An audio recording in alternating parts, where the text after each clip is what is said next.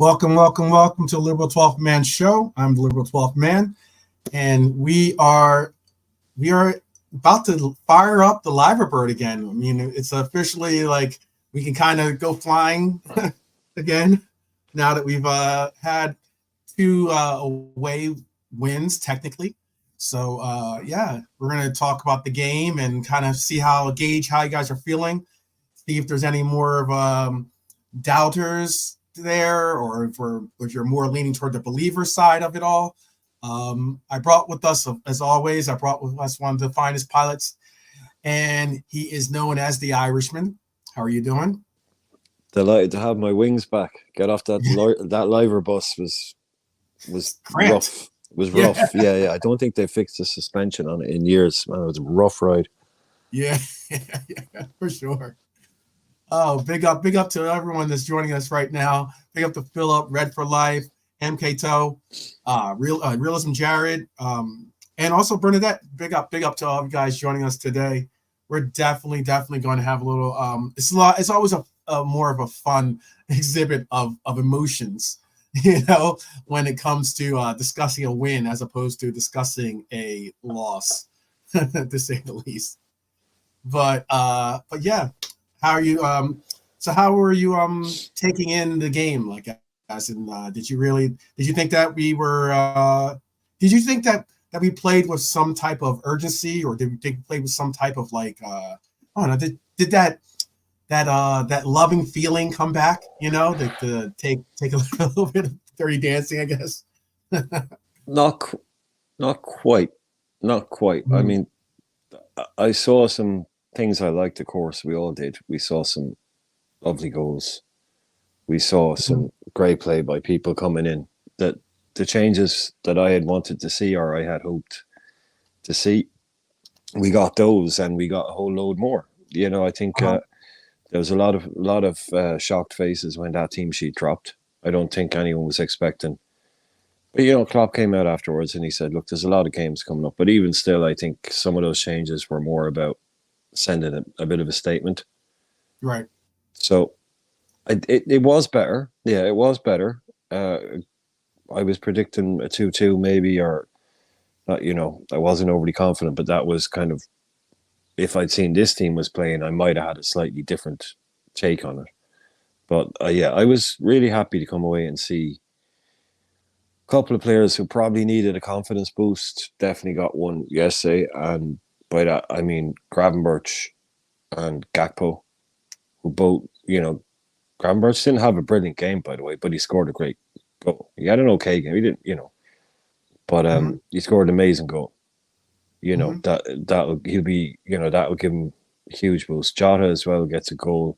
So there was lots of things I saw. Yeah, to see these Gakpo stepping up and playing really well. Everyone came. Just that everyone that came in did contribute. They did something. Right. They left their mark on the game. All the guys that were given a shot, and that was good to see. Yeah, so that's the best. I suppose. Yeah, that'd be my favorite thing about the game yesterday. Definitely.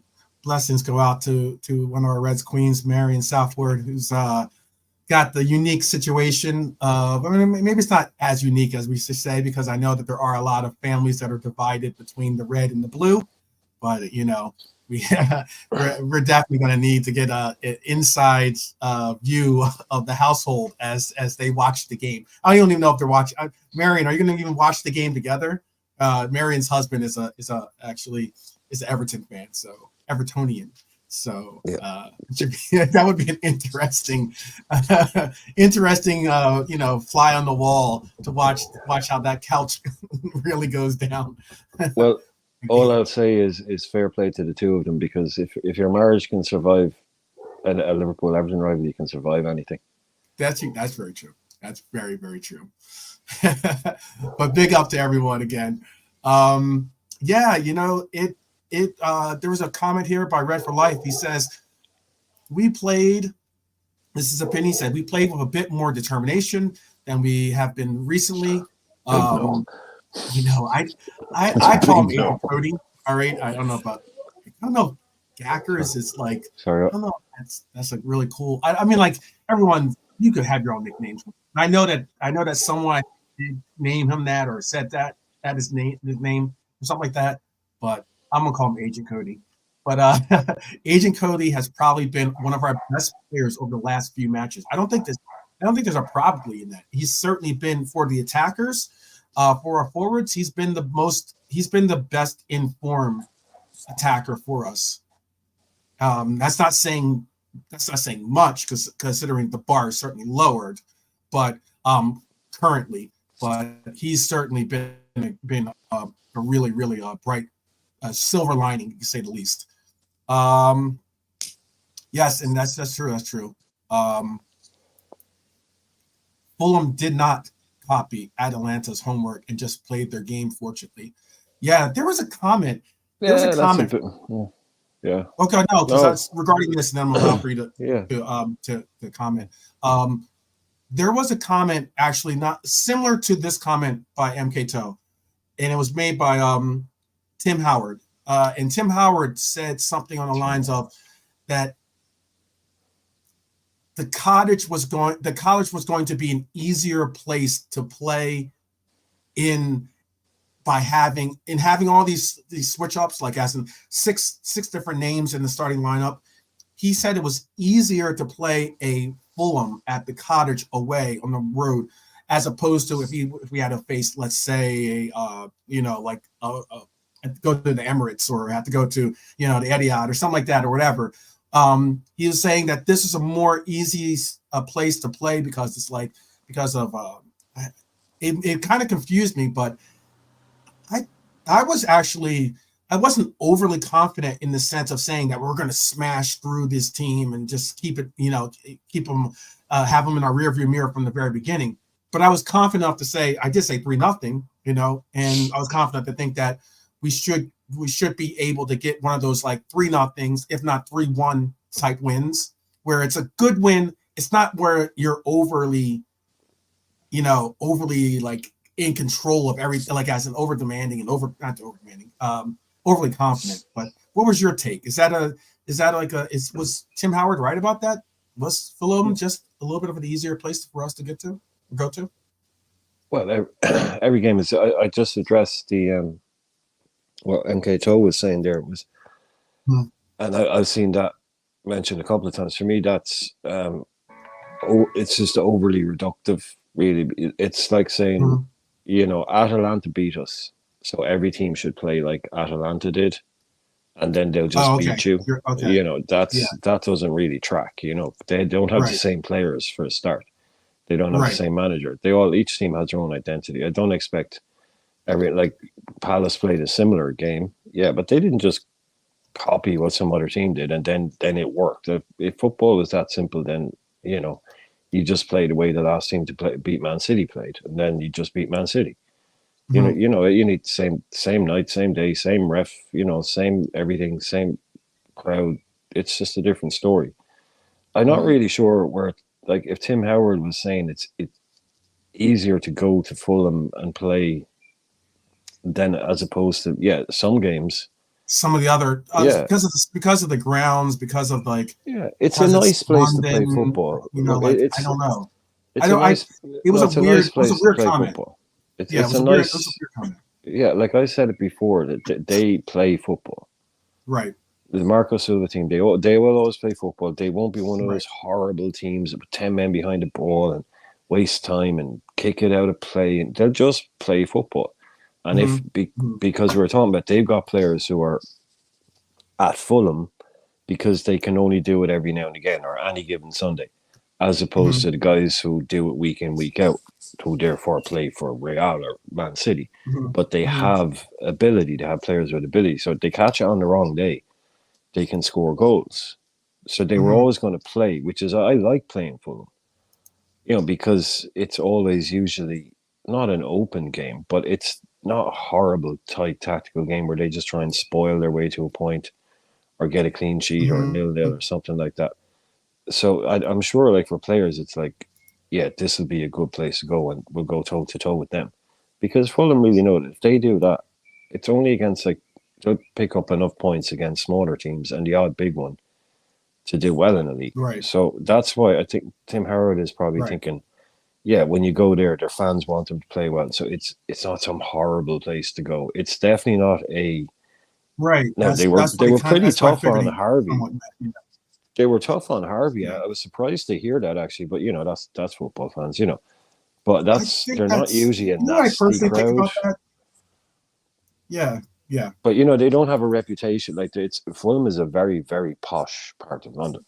And they have a reputation for being a lovely, friendly, nice place to go. It's not Chelsea where it's all That's nasty. primarily that's primarily what I think he was trying to say with that. I'd say so. Was Yeah, that it's not a horrible ground to go to, and all the right? psychological stuff that goes with it. They just want to play nice. Right. They were very polite and very nice. But yeah, Harvey was getting the stick.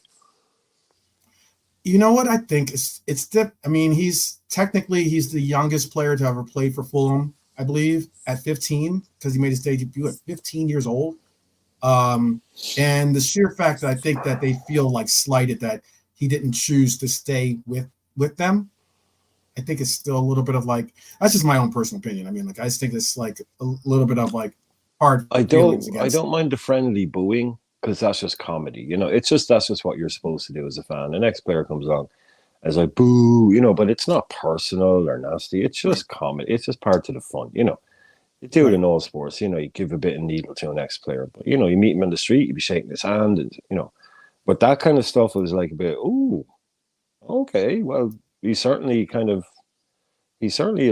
broke a few hearts when he left. By the sense of it, a few people haven't gotten over it. So okay, but like I say, Tim Howard probably saying lovely day, lovely place to go. You go down to London for the weekend, stay in a nice hotel, go to Fulham, it's a good game. They don't kick you. The crowd is okay. I reckon that's probably his take on it all. Like, because he would have gone there with some pretty poor teams and Man United occasionally. So he would have gone there with Everton a lot, mainly with Everton. He would have played it because he didn't play that much for anyone else. I think mainly with Everton. So he wasn't going there with a big team, that was rolling him over. Excuse me, sorry, pizza. That was rolling him over every week. So he would have been there during the tough times and during some of the more suspect lineups that they had every once in a while. Sorry, what did someone just pop up there with my name and I missed it? Something about Hendo? Oh, I can. What was that? It was just it just disappeared off the screen there. Right here, maybe Endo. This one. Something about being back. I see. I see from Cedric. Brian Hendo training back at Liverpool could be in the running for manager. Yeah, right. Wasn't going to talk about that. Yeah, you know what? Real quick, let's just rip this Band-Aid off the bat. Marino was in attendance at the game, and now there's been reports that Amarin is off of the list of potentials. That's at least the reported rumors. That I don't necessarily have a confirmation on that because the sheer point of he has made it a point to say that he wanted to wait until the end of the year to even speak about stuff. And then there was another report that let me make sure I have this correct on this guy. The Feyenoord, I guess you say. That's how you say it, right? Both are fine. Both are fine. Okay. You can say it either way. Arne Slot is a possible coach that could be heavily reported to be in the running for a new name. Not a new name, because actually in January he was a name that was thrown into the mix, and he's somewhat in. It was also because he shot it down too, because I think in the summer Spurs had made an offer or made an attempt to bring him in as the coach before they went with Ange actually, and then they actually obviously went with Big Ange, but they also for us. He was then reported to be a possibility in January as a replacement. And then where it is now is that he is a leading candidate as well. Dutch. Oh. He's a Dutch manager, and he is very, very. He's been labeled as being possibly the next Pep, as well. That's what some people are saying. So that's why he's so heavily regarded. He's 45 years old, plays an attacking brand of football.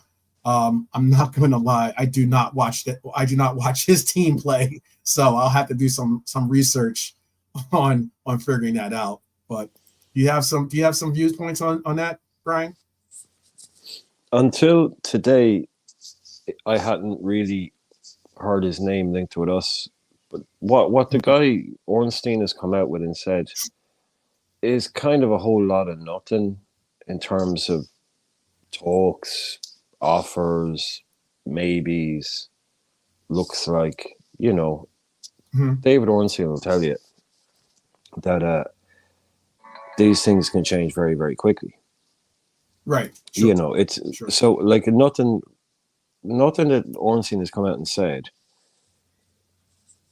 sounds really definitive to me. Is like, unlikely. Yeah. Okay. Yeah. That's not a definitive word. And this is you're referencing, you're talking on the slot news, not on the Marino. No, the Amorim. Marino. The fact that okay. Yeah, I'm on. Yeah, I'm with Amorim too. Yeah. Okay, yeah. I just want to make sure. I just want to figure out which one, because there's three. Yeah. I know I dropped 3 different names in there, so that's want to make sure. No, but just with the Ornstein quote, he said Amorim to Liverpool unlikely.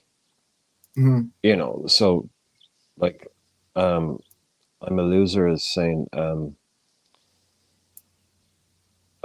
what's he saying? Beck. Beck. Yeah, Beck is flying in for talks at West Ham. Is he? Is he really? Would they not fly out to him? I don't know. Look, on Realism, Jared was saying earlier on, he's saying something like, I told fans stop talking about manager and yada. I mean, dude, come on. You asking fans not to talk about who the next manager will be? Good luck. Good luck on that. Good luck on that. Like, I get it. Yeah. Like, you can, ignore the clickbait stuff or look.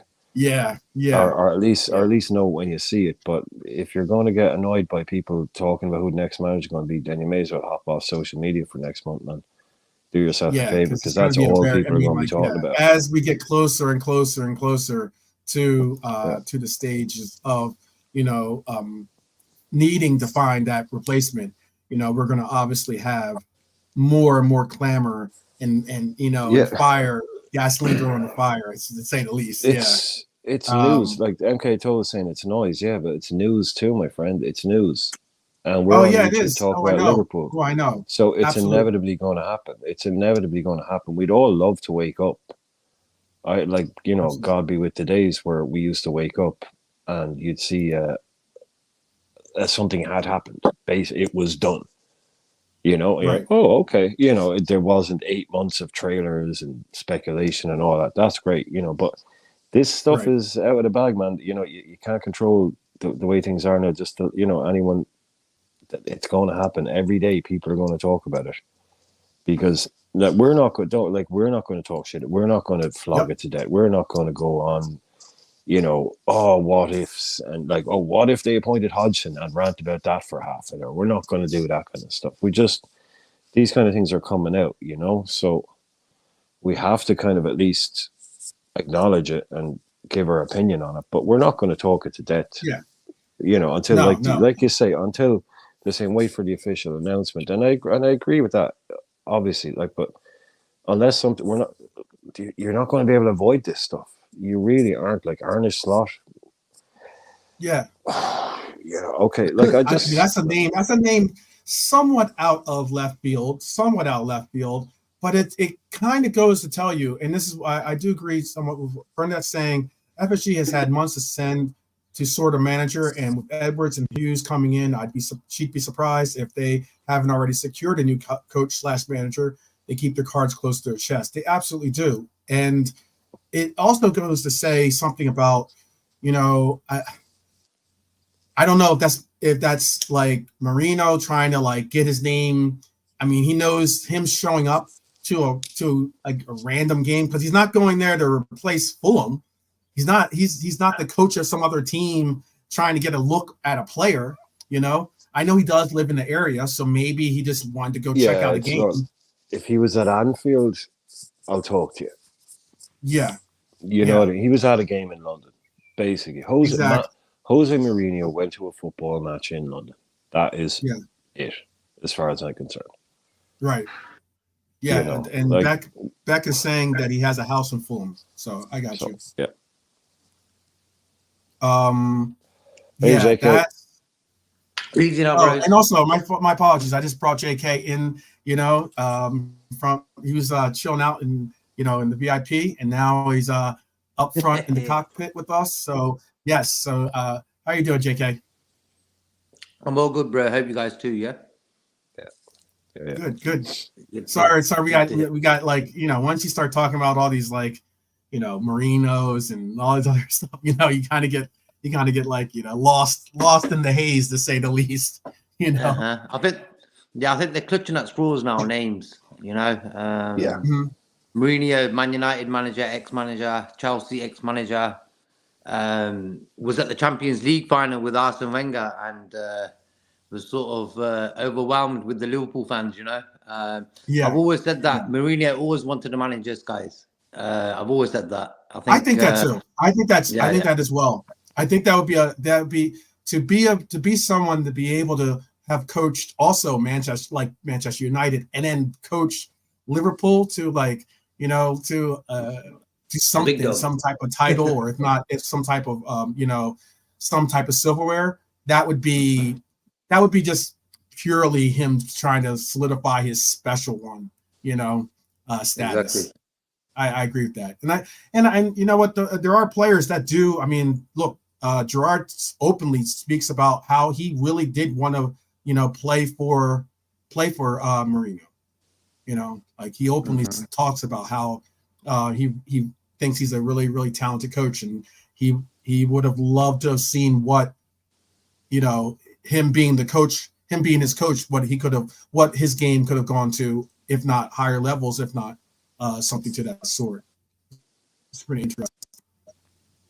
But we also we do have to, like, I guess play not play, excuse me, bring up this, which is the fun part of the show, which is always the ratings. We did say the ratings and review show, so reviews have been ratings review shows have been so bad that I think the last game we didn't even do a ratings and review show for it. We didn't. We binned the ratings. And that was a game we won. That was a game we won. We binned them up. It wasn't even a game we lost. We did the reviews for the games we lost, but then we won the game. We were just like, nah, it's okay. Forget that. He's like, yeah, we'll wait this layover. We don't have to. You don't have to put us on that next flight. Too funny. But yeah, it is definitely something that I know a lot of the people love to see, and so I will give the people what they want.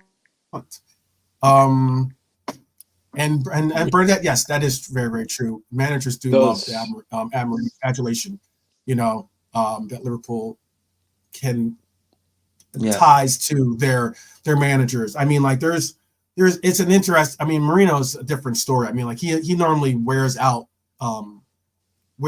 like relationships with clubs very quickly, but he is a good coach. Let's not get it twisted. And again, I was just saying.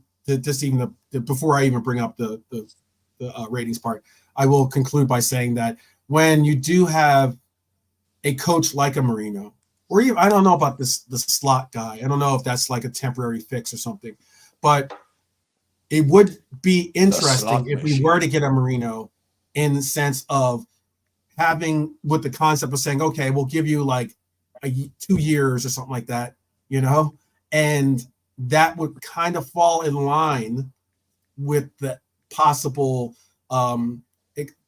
like insurance policy of being able to pursue once again Alonso, for instance, which could be interesting. But let's get in. Let's get in. Yeah, go ahead. I was just gonna quickly finalize the thing. Back in the days when betting and sports betting wasn't really in the picture as much. what the journalists and so-called people who are connected to clubs do, they took out names and the bookies sort of have a field day. From Alonso and Almiron being sort of favourites and people putting money on them two guys, it's gone to this guy from Fernand now. So you got to understand that as well in the football transfer world and managers world. There's a lot of betting going on as well, and there's even fees for Almiron. Almiron comes with a fee. He's going to be about 17 million. So if you go for him, we've got to pay a fee for this guy now. So football's really changed a lot in the last few years. That's for all the people who are getting a bit stressed with the new managers topic. Let it be. The bookies are involved a lot in that, and just like hold your horses a little bit and let it go, let it come as it comes. You know. Yeah, I agree. It's what Realism Jared was saying. Like basically, you know what? Like it's the reason why we haven't done like. I mean, like there's been content creators. I mean, you as content creators, you can do whatever you like. I mean, it's the reason why you are a content creator. You're making content that you feel is pertinent, but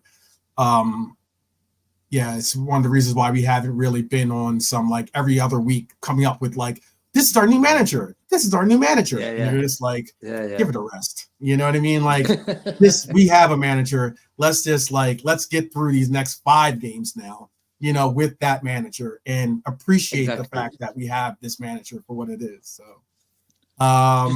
just one last thing about that. It's a bit embarrassing. Almiron's a manager of a team, and midweek he's starting the week. He jumps on a plane to go and talk to other clubs. I believe this sort of thing should be done at the end of the season. That's like respect for the club you're at. No, absolutely. You know what I mean? Either you put it to bed. You either you come out and just put it to bed in the sense of just saying, hey, I'm with the club. That's it. I'm not talking about this stuff anymore. Like as in, there's no speculation, there's no talks, there's no nothing. I'm not going to be picking up the phone from anyone and just move on, which is the proper thing, the professional thing to do, I think. Or like if you allow for it to fester, you could cause problems not only within your club, but also obviously you could cause it with with other fan bases and stuff. So. That's it. And he's saying, Beck is saying he must be interested in West Ham. You know what? Again, I'm not even going to try to speculate if that's going to be the case. West Ham, Moises is definitely going through some issues. Did you see that goal that they let in that game where the goalkeeper just missed the ball, basically? Against Palace? Yeah. No, I haven't watched much. Oh wow, yeah. It was on some like Bad News Bears style, like like poor stuff. I just didn't understand that. And Henderson is Dean Henderson, right? Mm-hmm. He's actually a good keeper too. Yeah, he was. But he was before that. Then he went to United, didn't he? Got messed around and then they sold him. But he's an okay goalkeeper, Against us, he was prime Peter Schmeichel, you know what I mean? Remember, Brian, we was on about we always let players score their Henderson, first goals. But hang on, wait. Henderson doesn't play. Henderson plays. Are you talking about Henderson that plays for Palace?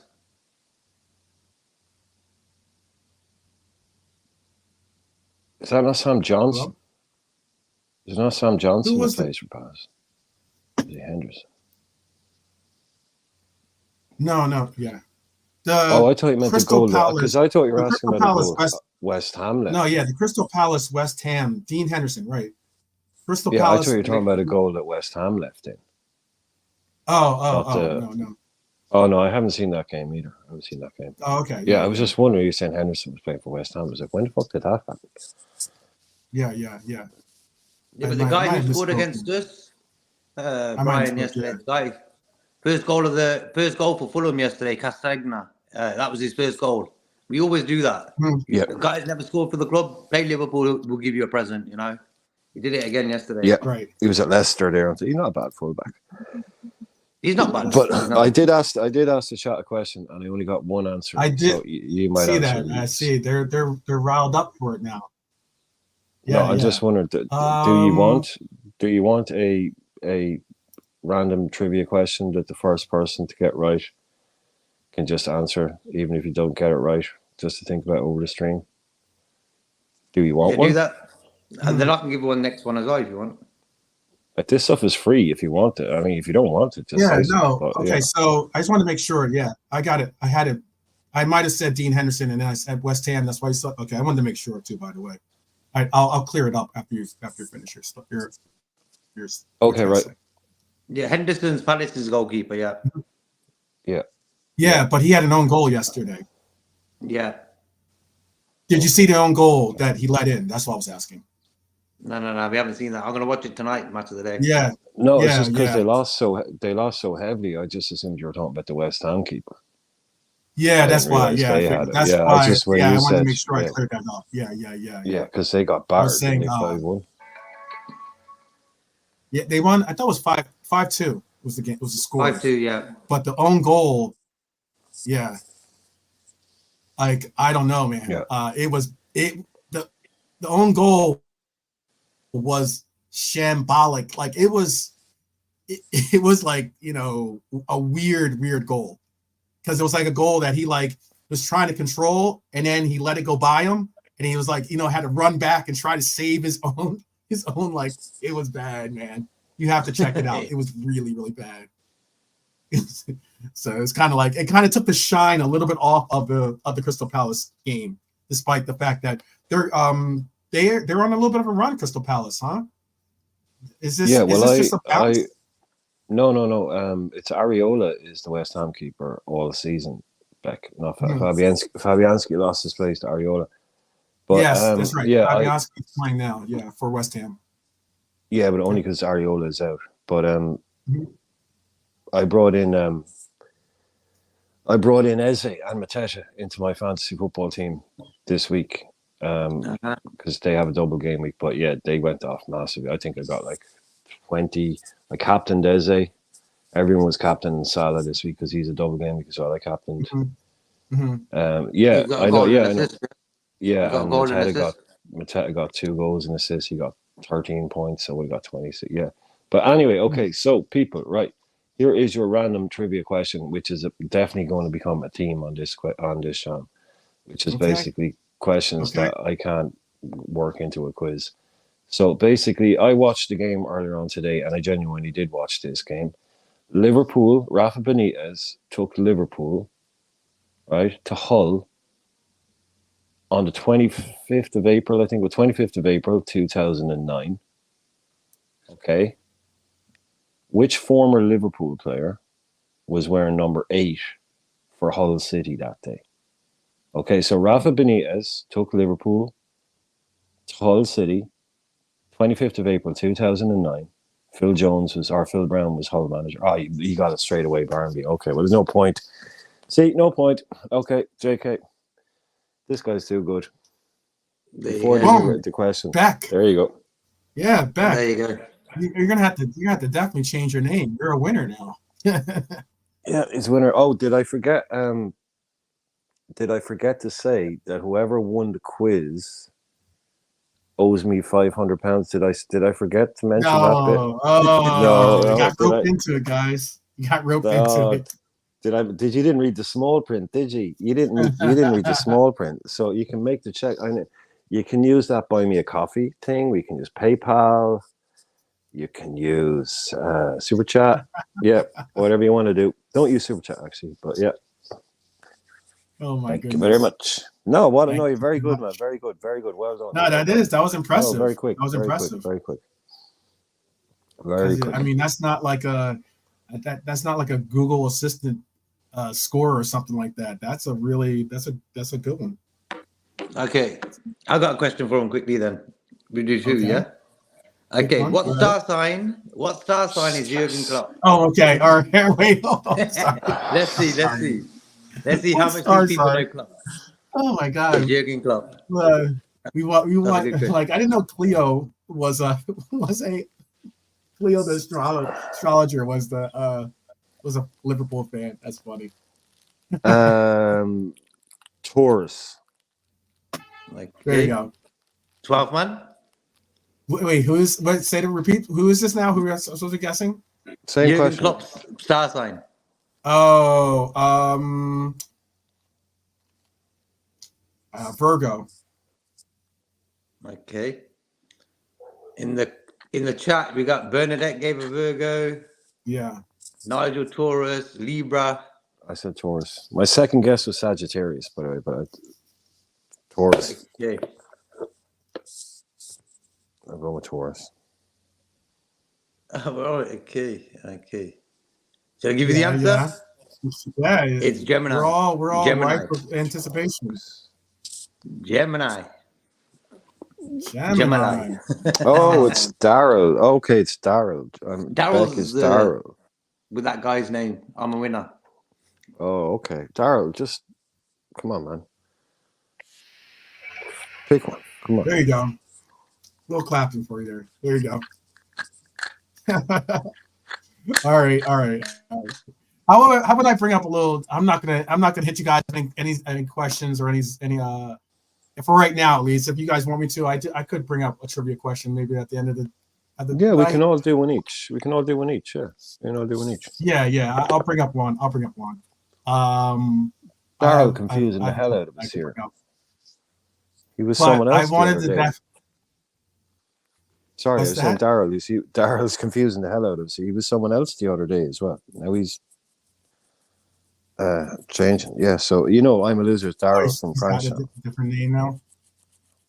Yeah, it's he's messing with us. All right. Oh, that's cool. Impressive. Yeah. It's always cool. Oh, hey, look, Daryl, look, man. We're all here for you, man. You just keep chatting to people. You keep talking to people. Everything will get, you get to a better place at some stage, man. But we're all here for you, JK, me, 12 man. Just chat away, man. Bro. Keep talking to absolutely. people. Keep talking to people. Yeah, all day, every day. Any problems at all? Go to your professionals, You know that, man. Always talk to the pros, but if you're on the side, we're always going to be here. But if it's real deal, man, go to the professionals, talk to your doctors, you know what to do, but we'll always be here as well on the evenings, come in and chat, keep talking to people. Absolutely. Yes. It's, like I said, the first things first is always take care of yourself, and you can take care of others, it's great, but I mean, like, take care of yourself, because then you have the ability to take care of others. And if you can't do that, then hopefully there's someone that can help and take care of you, as in like show some type of guidance or some types of therapy or whatever is necessary needed. Well, just always know that we're always there for you. So yes, definitely. All Reds. Nice comments there. Nice comments, man. Well done, guys. Yeah, that's the Liverpool way, man. Look up each other. Yeah, we always do. We always should, at least. We always should. And we gotta be mindful when sometimes some of that outside BS tries to like enter the form. We don't need that. But let me do this now. I'm gonna bring up this game here that I thought really did a decent job at. I know the goal was pretty crazy that we ended up giving up, but I'm gonna go through. I have some stills to go through here. So I'm gonna do like the good, the bad, the ugly type thing. This is definitely one of the good things. You could see how much it meant to Virgil to see his countrymen, to see someone obviously that he influenced in coming to Liverpool, or had some type of influence in coming to Liverpool to join him.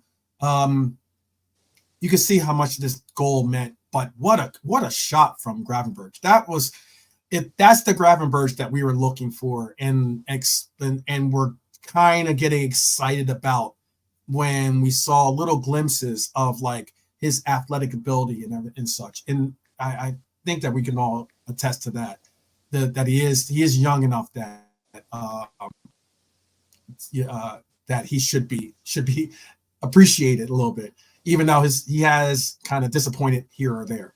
This is like Elliott, finding him well placed. You can see right here, like well placed. Like the Fulham is back. They've even got two defenders right in front of Elliott. for him to be able to find Gravenberch, who's just basically like, look, if there's no one going to like collapse on him, then I'm glad that he decided to not be on some, I got to find, even though Mo Salah's not on the pitch at that moment, but it's not on some, I need to find Mo Salah or I need to find a scorer. He knows within himself that he has the ability to score himself. And that was just an excellent, excellent crack goal. Any thoughts on the goal that you from Gravenberch? We'll go JK and then we'll go to Brian. Just before he scored the goal, he lost the ball. The ball went out wide to him and he sort of miscontrolled it. And I was like, come on, bro, show us what you can do. He turned around, bang, he scored. Straight away, I was like, there you go. Yeah, he said. I'm having conversations with the TV. Yeah. I'm doing that little push thing. I was like, come on, bro, show us what you can do. Bang, he just turned around and just smashed it. I said, I hope that worked all the time, But fair play to him. First off, not really good from him. But all in all, just him scoring, it builds confidence, scoring and getting assists. Okay, just numbers and stuff, but it sorts your head out, Yeah. Because there's talent there. Brian, what were you about to say? Sorry, no. No problem. It got you. That kind of goal took your breath away. It sounds like, huh? You couldn't believe it was Gravenberch. You couldn't believe it. You're just like. I think there was someone pointing out, or Virgil had his hands up before it even went in. Oh, really? I didn't see. I think I've seen that picture. Yeah. Virgil has his arms up in the air, and I don't know if you saw Andy Cantwell's video earlier on, where he pointed out something. He pointed out something also about the Trent goal. He said, if you watch it back. Oh yeah. We're gonna get hold that thought. Hold that.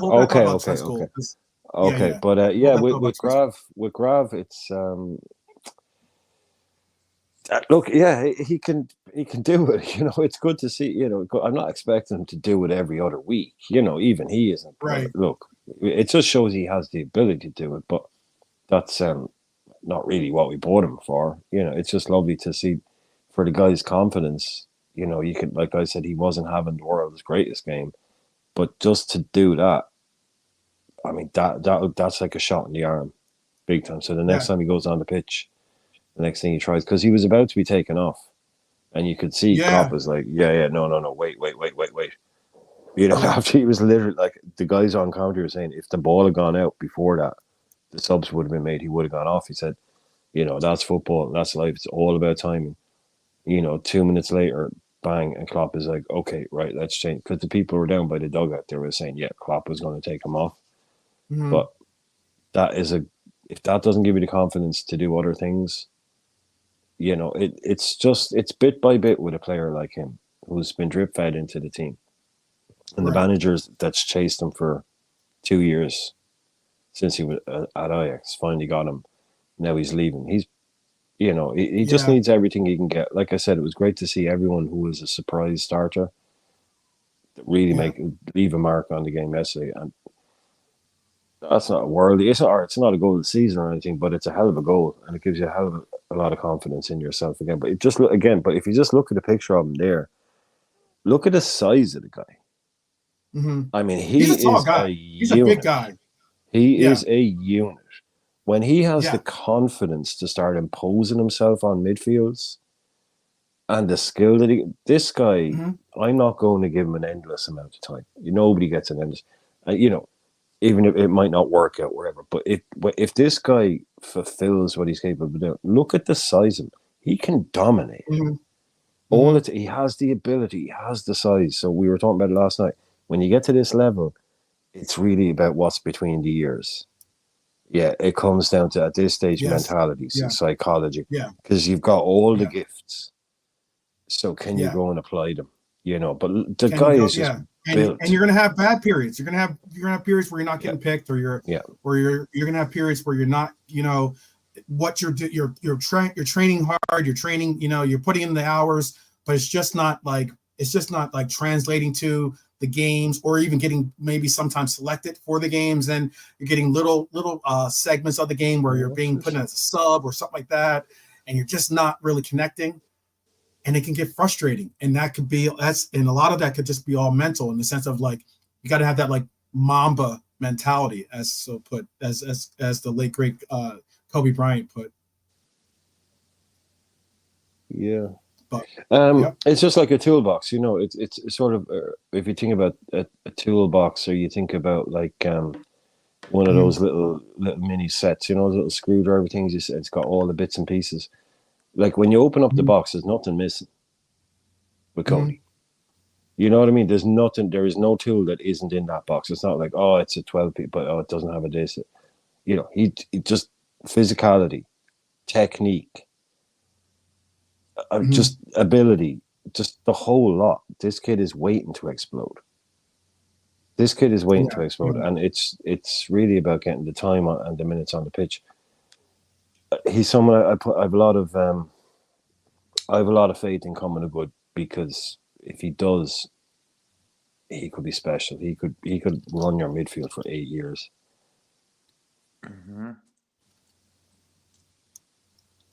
Yeah. Don't know what's going on. What is going on with all this? I know. I don't know if. What show is this?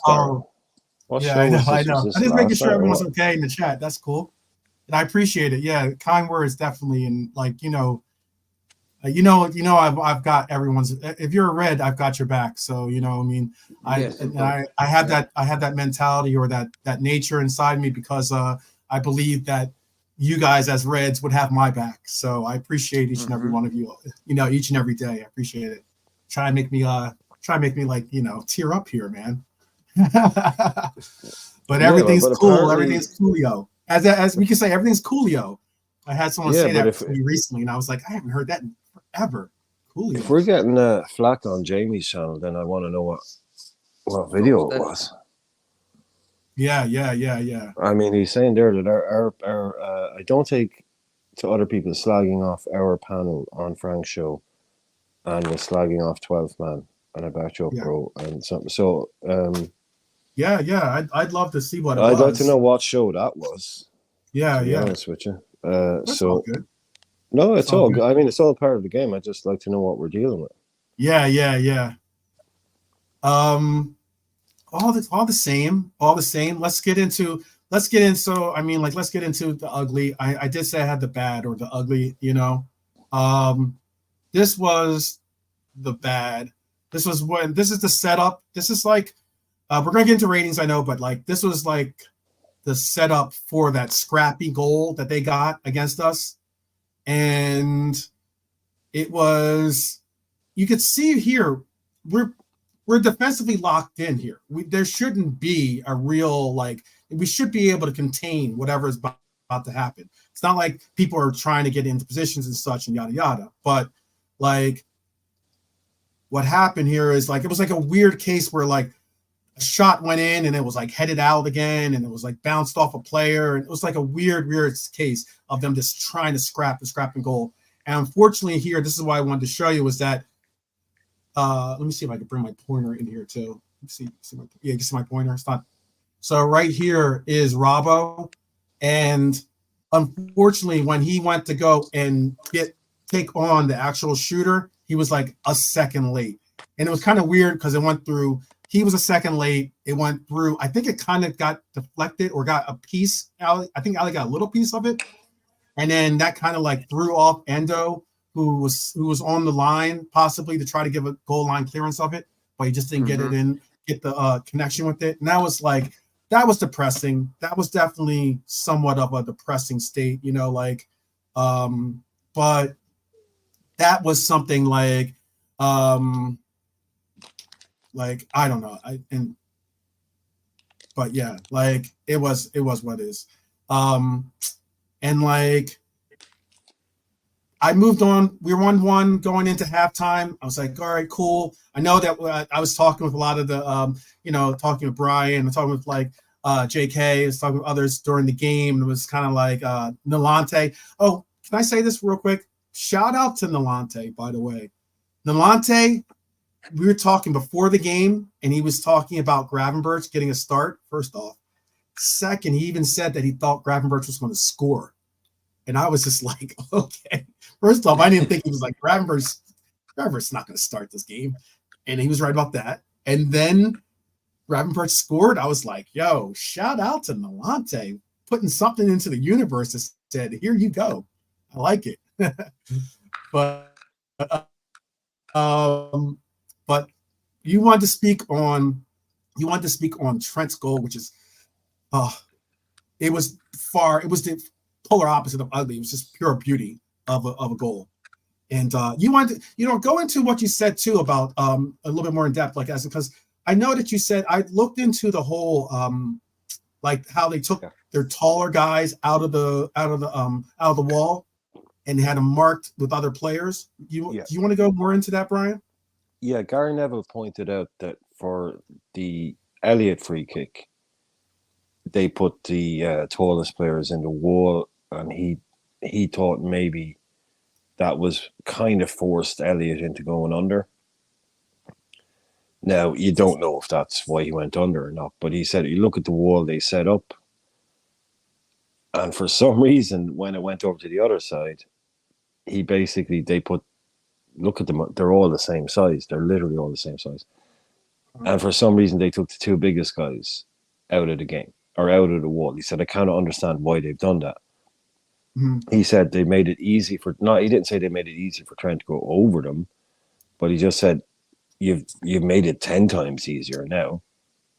It was an incredible, don't get this twisted into some way of someone trying to say it wasn't a good free kick or Fulham helped us. He just said he couldn't understand why Fulham took their two biggest men out of the wall, because they were in the wall and then Leno took one out, I think. But that was just him getting into the kind of the technicalities of it. Like, if you had Tosin and who the other guy was, Bassi, maybe in the wall, and he bent it over, that wouldn't have really made a difference. But because I think what was happening is because there was a lot of shenanigans around that free kick. It took forever to take it.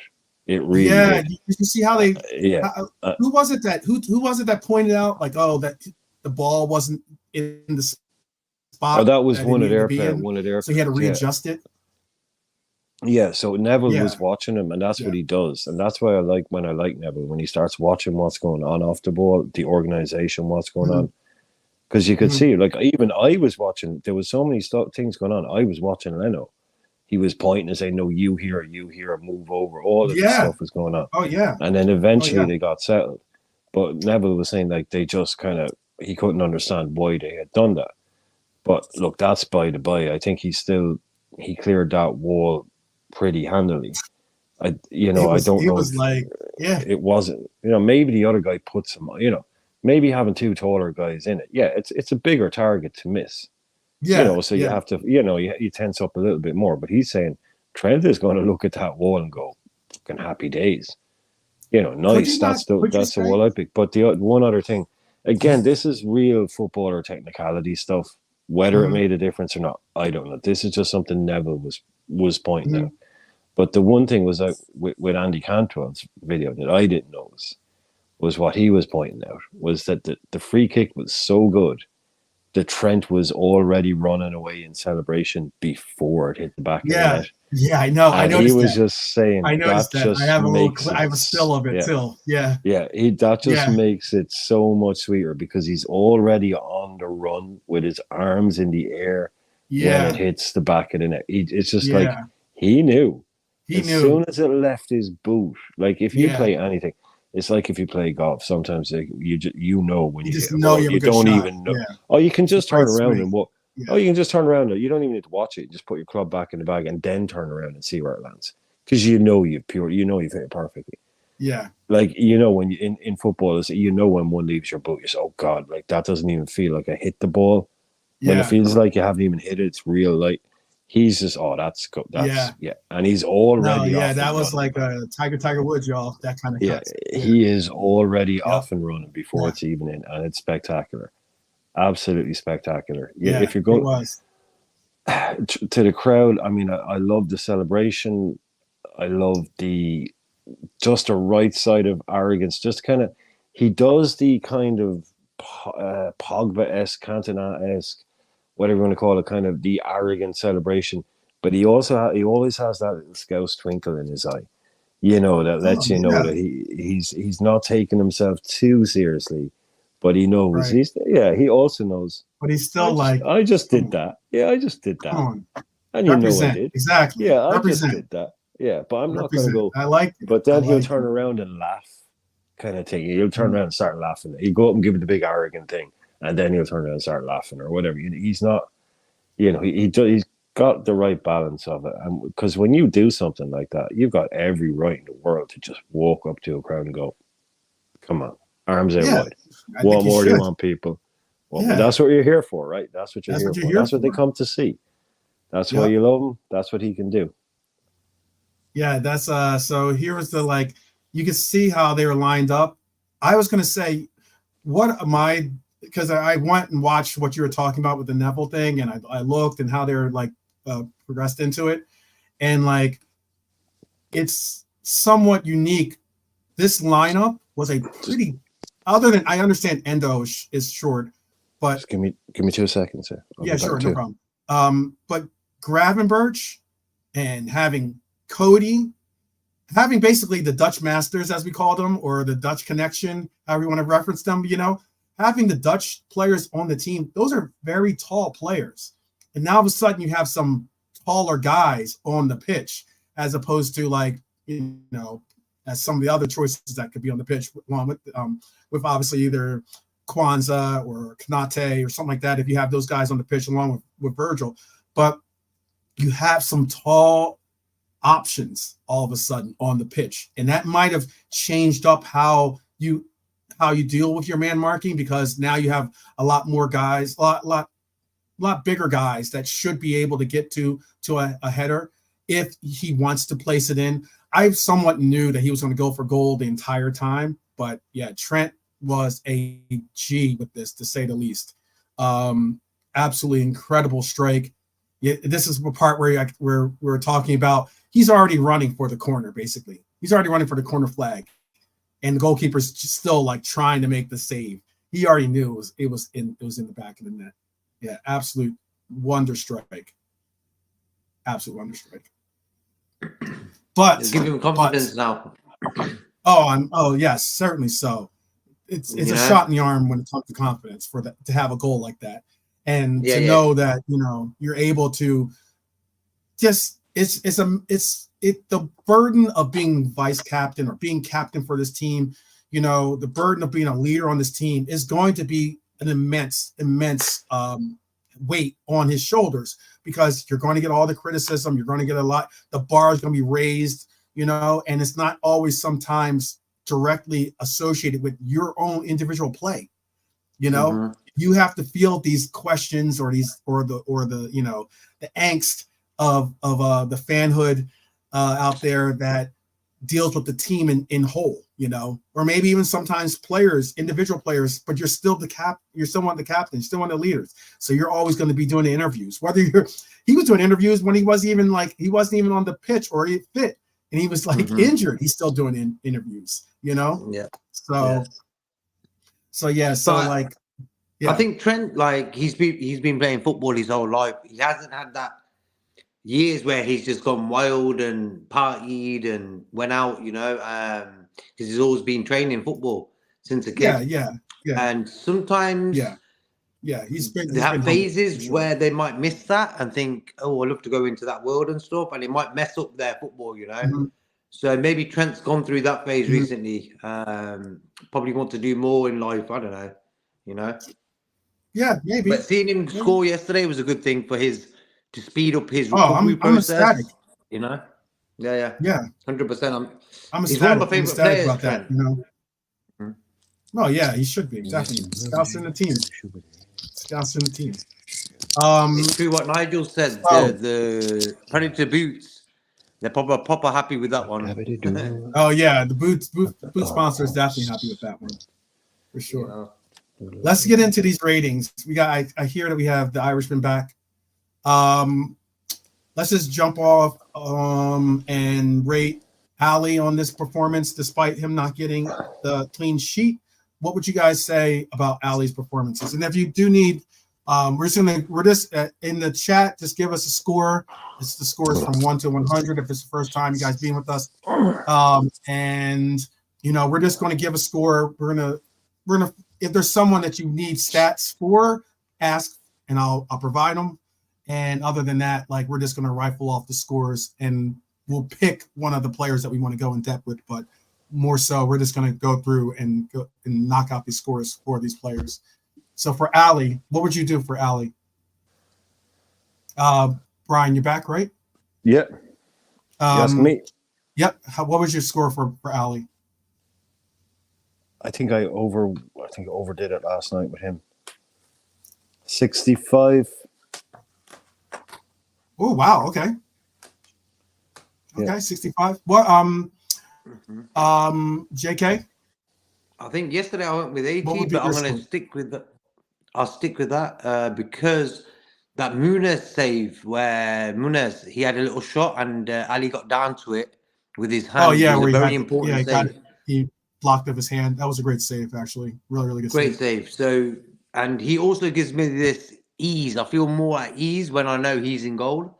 Hence Yeah. why he's getting the 80. Yeah, 80. Yeah, I see that. MK Toe gave him an 80. Okay, so 65. You're sticking with your 80. Another 80. Okay. I'll give him then. I thought he had a decent game too. That's interesting too, though. I did have him at a 65 originally too, so it's kind of crazy. Me and Irishmen don't always link up on our ratings because he has a different rating score in mine. So it's kind of interesting. It worked out that way this time, but I'm gonna bump it up. Something wrong with the space-time continuum there.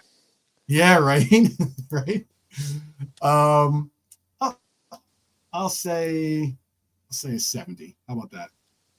I think 70. 75 from Cedric. Yeah. We'll go with 70. Just to Marianne, All right. I want AC How Milan about- to beat. I want AC Milan to beat Inter Milan. Forza Inter, my friend. Forza Inter. Nah, Inter got the league one. AC Milan. That's my Yeah, team. but Inter have that league one regardless. Yeah, a long time ago, bro. It's for like I think AC Milan sort of secured second place because Juventus has sort of dropped off in recent weeks and that. But it's good to see the Milan teams up there, you know. Yeah, absolutely. Yeah.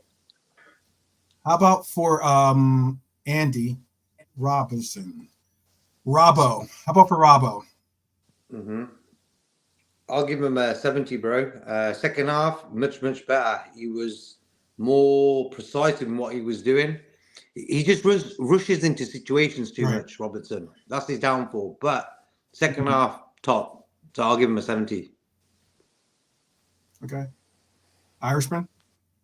Yeah, I would have said 70 as well. It just seems like he's had a fairly truncated season yet, which I mean it's stop start. He's injured in out. Yeah. He'll probably tell you himself he hasn't played any kind of like a run or anything. He's, to be honest, is it really the first time I think he's getting into form? Yeah. It's been so long since he's played, consecutive games for us. So I think he's getting back to a little bit of what we used to see. So a lot more in the last few games, definitely. 70. We've looked better in defence. The last two games, sort of. We're conceding 0 against Atalanta, letting one goal yesterday. But I think with Robertson there, it's a better option because he's mentally sort of stronger than most of the other players in defence, I believe. So Nice one, Dara. Nice one, Dara. He got to change his name. Sorted. Nice one, bro. Yeah. Big up.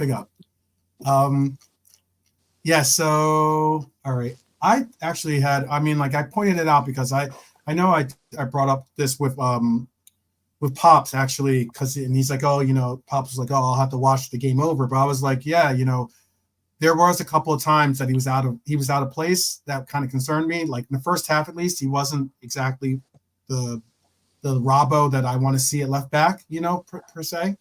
Because there was that one chance where he was late for the challenge, and it ended up being Iwobi took the ball in. Luckily, Iwobi was like pretty poor with his cross, and it didn't amount to anything really.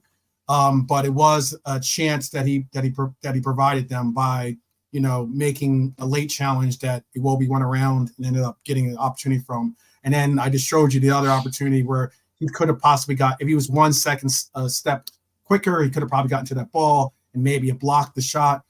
But Sam, originally I had him at like 66. You guys had him at 70, right? Seems to be what everyone kind of landed on him, to be honest. I don't think we can go against it. I've seen nothing but 70s. No higher, no lower. It seems to be kind of spot on. I'm a man of the But people. Marianne is saying she doesn't understand the ratings. I mean, 1 to 100, it's basically like 1 to 10. Like 70 is 7 out of 10. I mean, it's just to allow some people to do some more kind of 68, because people like to get a bit more specific sometimes. But if you want to call it 1 to 10, if you want to give someone 6 out of 10, just give them 60. Yeah, no problem at all. And we don't all have to be on the same page. So what if you think he's a 90? Give him a 90. Give him a 90. That's right. Score him as high as you want. Vote, make your vote count. Exactly. Yeah, exactly. So I'll stick with the people and give him a 70. Let's not go there. Let's not even go there. You know when you put your finger that'd on be the a crowd? weird reveal, wouldn't it? That'd be a weird reveal. He's actually a trumper. I mean, the green screen goes down. He comes in one day and weird time to reveal that too, to say the least. Yeah, and Trump's there behind him with the finger pointing at her. Right. Yeah, I whip up on the MAGA election hat day, real quick. Yeah, exactly. Yeah, you go to the MAGA hat. There's Trump behind you. It's like, gotcha. I was a psyops all along. Yeah. What do you say for our captain yesterday? How would you feel about Virgil's performance? Better than what he's been. Yesterday was better. I'll probably give him a 70 as well. He was okay. He was okay. Yeah, see, this is what happened to me, JK, yes, because I gave Ali a really high score at the start. And then realized that I wanted to score people who had a better game at the same score as him. So I can't go too high for Virgil because I just think he was okay. Yeah. I don't think he was amazing yesterday. I don't think he back to his best completely. So I'd probably land on a 60. 65, yeah. I'll go 65 actually. Because I think, because there's other players that I give a 75 to and they were a lot better. But hey, look, this is what confuses people. We'll get to Cody. Wow, hey, Darren. Oh, I know. We'll get to Cody. We'll definitely get to Cody. The Prince. I like it. Prince. I didn't know that's the Prince. I like it. Is he the Prince? Is he a bit? He's more king. I think he's a bit kingly, man. More of a king. Well, I suppose we've got a king, don't we? He's the best centre back in the world, bro. You know? Yeah. Yeah, he's no prince to anybody, really, is he? Not saying like. Yeah, I mean, he's got to be the. Yeah, no, maybe she's saying he's a prince that will, after this year, can wear the crown. VV King. Yeah, and then VV King. VV King. That works. VV King. That kind of rings. That has a ring to it. VV King. Yeah, man. BB that's cool. King. I like that. It sounds BB like that. King. That's what it sounds like. Yeah, BB King. VV King. BB King. Yeah. BB King. I like that. Cedric Lopez gives him a 70. Phillips 70. Wow, a lot of 70s. Okay. Honestly, JK, I can't believe these for? people are getting this shit for free. It's a scandal. Yeah, exactly. What would be your score for Verge?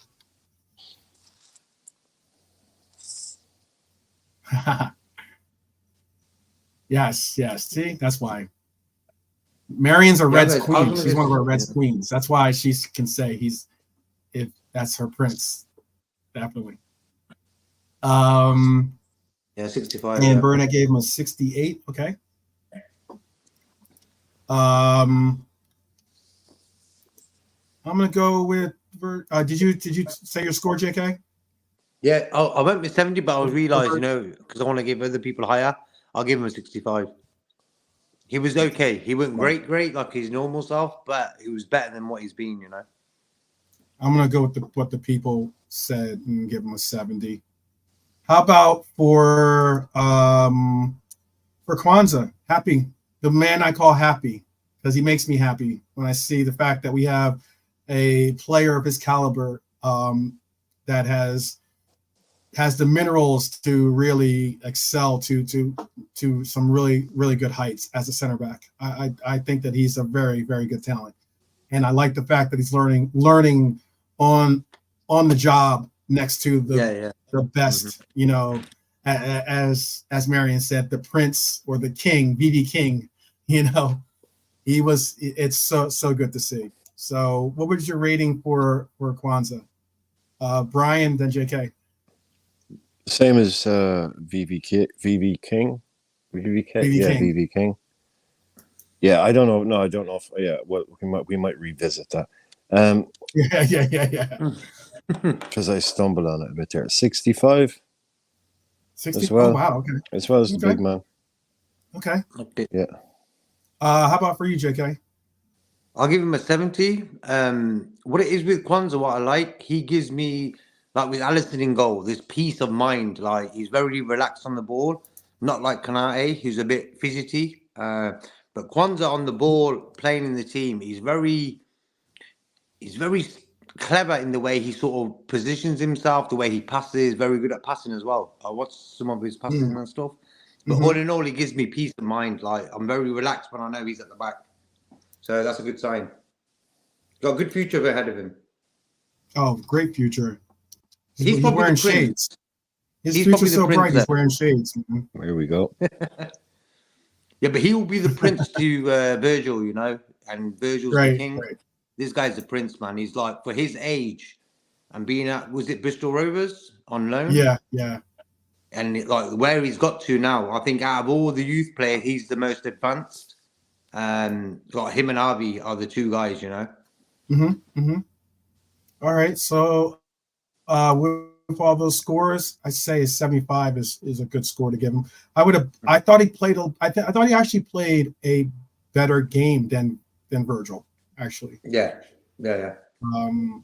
Statistically wise, he 60, was more 66. involved. So, yeah, I wanted to rate him higher than Verge, but yeah, I'd say So I said 60. So 68, definitely. Yeah, I was wrong on that. He's not. Okay. He wasn't the same 68, as Virgil. He was better than Virgil. Yeah. Sky's the limit. Here's the guy. Here's one of the guys I think should be a candidate for man of the match, but don't let that influence you at all. Trent Alexander-Arnold. We already spoke about the free kick. She's played a really good. Was engaged defensively, by the way, too. What were you guys? What were you going to say about Trent Alexander-Arnold? What's your score for TAA? JK? Yeah, addressing it too. Yeah. Go on, bro. Oh, yeah, JK? Yeah, I'll Brian, give him. go. Okay. I'll just give him a 75, bro. I think better than what he was before. Sort of drifted in and out of the game. But what I like about Trent is he's the sort of guy, he will put from zero, he will do something to make it like to hero status, like from defense. He's the one guy he can just get the ball and pinpoint, give it to the attacker. I don't think no one else can do that in the team. Virgil can do it sometimes, but Trent, I just wish Trent had a bit more urgency about him. That's the only thing I think he lacks in his game. If he's got that urgency, like Gerrard and stuff, for me, top player. But I'm just happy he's back in the frame of in the team and stuff. How about for you, Brian? Well, he's coming back in. You know, that's the kind of, again, like with the Gravenberch thing. Mhm. You know, it was a great goal, but I'm not expecting. You know, we can't expect. Yeah, cheers, Dara. We can't expect it every week.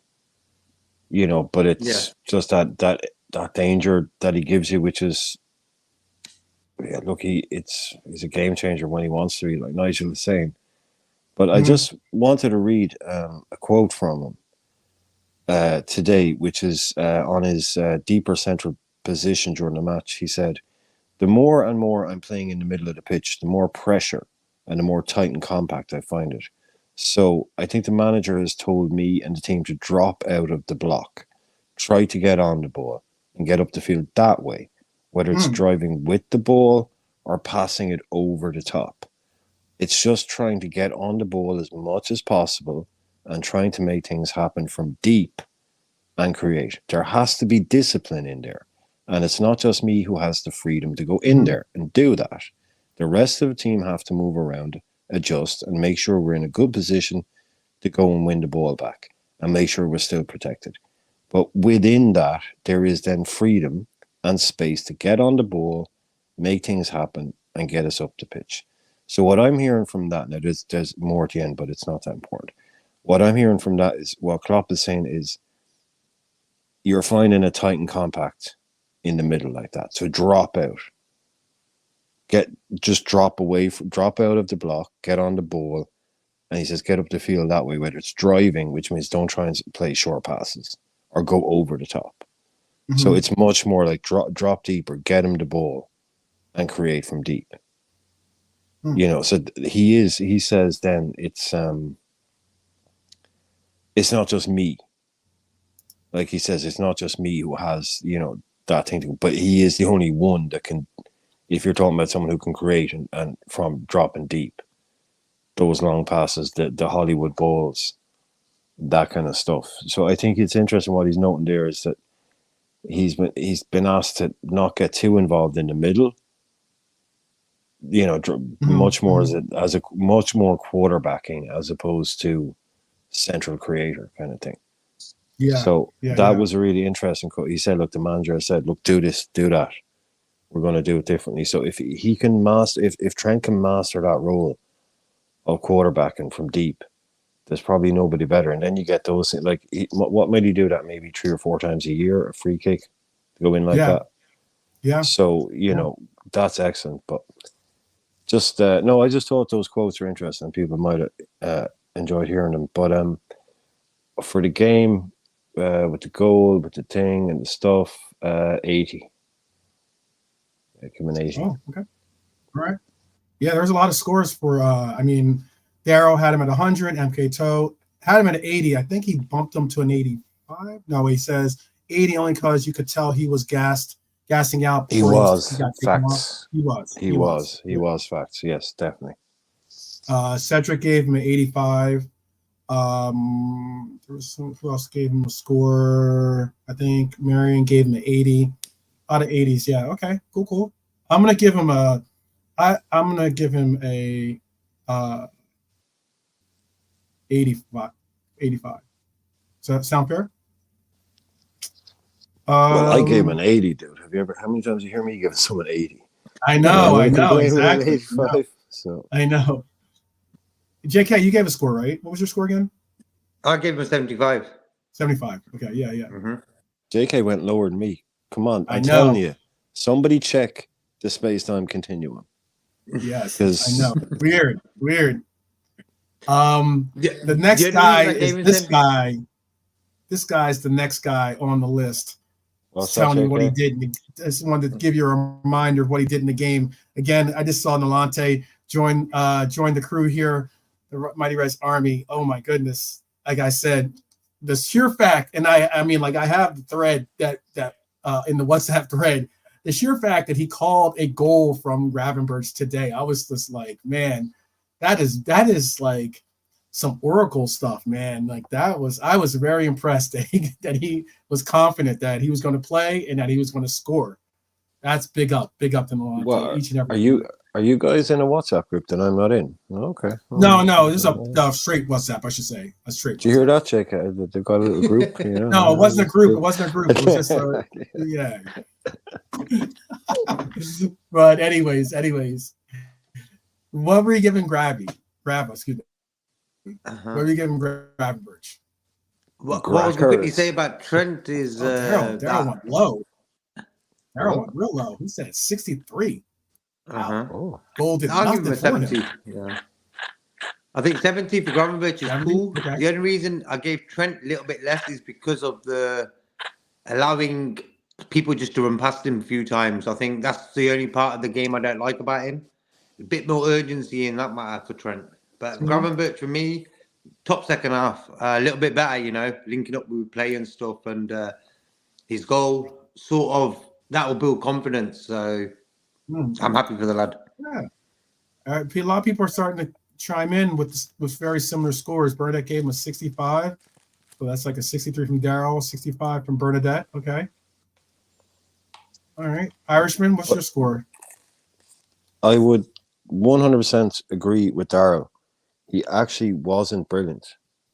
He didn't really have a great game. And that goal, like we were saying earlier on, he was ready to go off. But yeah, he was. It can kind of cloud the judgment a little bit, or as much as he wanted to. But for me, if he hadn't scored that goal, if he hadn't scored that goal, and had gone off, say that time, he would have been on around the 58, 60 kind of thing. So I can only really, great finish though it was, I can really only give him an extra tenner, you know. So I'll be generous and give him a 70 because it was a bit of extra spice for, you know, when it was scored and all that. So to not want to sound like a total Grinch and give someone a score goal like that, you know, that scored the goal that actually, you know, got us even contemplating that we could still possibly have a chance. Yeah. Well, part of the game, you know, he came in and, like I said, it was great to see the players who were brought in make an impact. Even though with Gravenberch it was right at the end, kind of, but Jota had to. Well, you know, Jota's not a new kid on the block, but Gakpo had a good game. Jota had a good game. Gravenberch has a good game.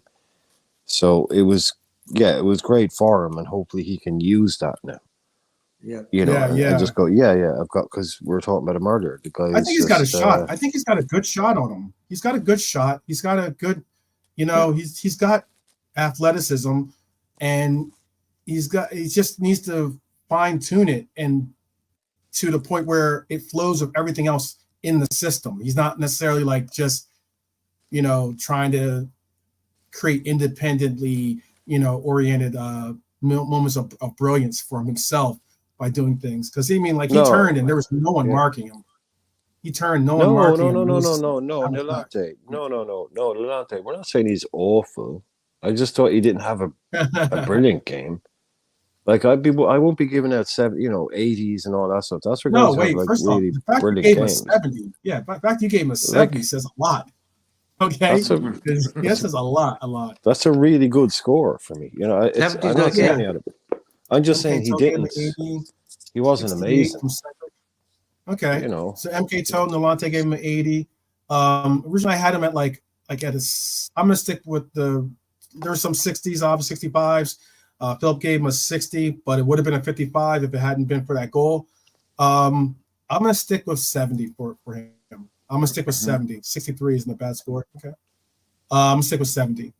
I thought that I'm gonna give him a couple extra points simply for the importance of the goal, because I mean that really changed the atmosphere for the game, because it was like that. It was that weird time in the game where it was like, are we going to like let in a stupid goal, or are we gonna, you know, like it could have gone south very easily by another scrappy goal or something. So yeah, important goal. Yeah, he got us to 3 points. Yeah, that's cool. Now you're cool. That's cool. Man. Yeah. Wataru. Wataru Endo. So I brought this question up against the Beijing Reds, and I brought it up, and Barnes really, really like he kind of didn't like me suggesting the question. Okay, but my question was, I asked simple question. You could go from this. I said originally I said from this season, but you could even go from this. Let's just say this game. You know, if you're going head to head on this game, I was like, is Wataru playing better, or is he playing better than Paulinho this year at least, if not in this game? If you want to even like get it even more fine tuned, do you think that Wataru, if you're going to rate the DM performances between the two DMs, who had the better performance or who is the better player? I personally said that I think that even it went in, obviously got even more context, and it got into the point where I was going. I was saying that I understand that Paulinho could be is a better, because he's taller and bigger. He's a more physical presence, so therefore he's not going to get bullied off the ball too easy or anything like that. But I was saying how I personally think that Wataru Endo is a better fit for Liverpool, especially than Paulinho, because I think Wataru is able to not be what's the word I'm looking for? Not be like a negative when it comes to the flow of things. Like as in he's able to get the ball, progressively pass it, continue to get the flow going and everything else. He's not looking to be the creator. He's not looking to do like, these crazy runs or anything like that. You're not expecting him to be taking all these different shots. He's just there to be to do like the mopping up type thing, and getting it to players. Paulinho knows. Yeah, Paulinho yesterday was trying. I think he must have had 50 quid on trying to score a free kick. He's like, that's why I was very, very surprised by what they said. What are you up to? Like, where are you going with this stuff? Like, you Paulinho was the guy who gave the foul that Elliott, the free kick that Elliott took was Paulinho. Uh-huh. The free kick that Trent took was Paulinho. Yeah.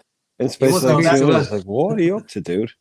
Yeah, he wants to transfer. He wants to move to us in the summer. He's like, there you go. I'm saying, he's wearing red today, this lad. Yeah. But if you looked, I don't know, JK, do you remember when I'll bring up the stats too? I'm gonna let you talk, but I brought up his stats for the game too. We were doing the pre-match thing, and obviously, we were going through and not going mad about, talking about Fulham, but we were talking about Fulham, and anytime you mentioned Paulinho, there's always a couple of people who go, oh yeah, we should get him, class for him, yada yada. But I think he's top in a lot of stuff normally if you're to look at him since he came, and you got to remember as well, he's playing for Fulham. Mm-hmm, if you look at him since he ranks very highly in his attributes, and against the rest of the people, he's one of the better ones. But there's probably a reason. Again, like I was saying, like there's a reason why Pereira and Iwobi are playing for Fulham and not Arsenal or not Man United. There's a reason why Paulinho probably playing for Fulham still at the age of 28. Like that thing to Bayern fell through pretty late. He could probably do something, but would he go there?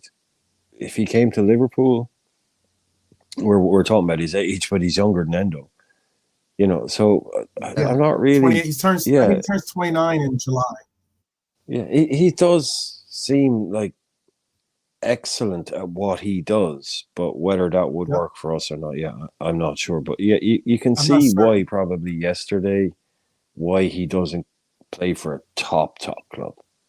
Why he is definitely good enough to maybe get 60 grand a week playing for something like that. But some of the mistakes he made yesterday, some of the passes he played, you can see probably why he doesn't get that. He never got that big move.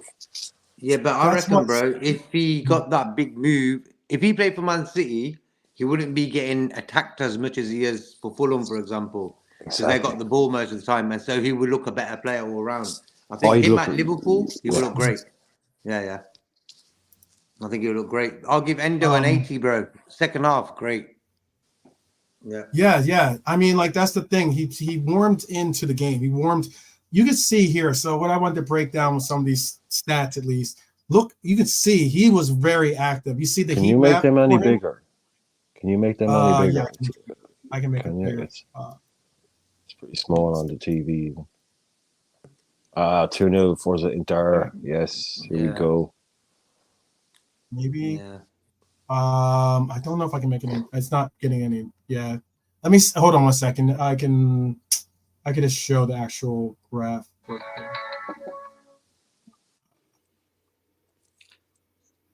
But the part and point of why I was bringing this up was because his heat map was like pretty sick as into what the amount of coverage that Endo has to go through, and you can see the difference between Paulina's heat map and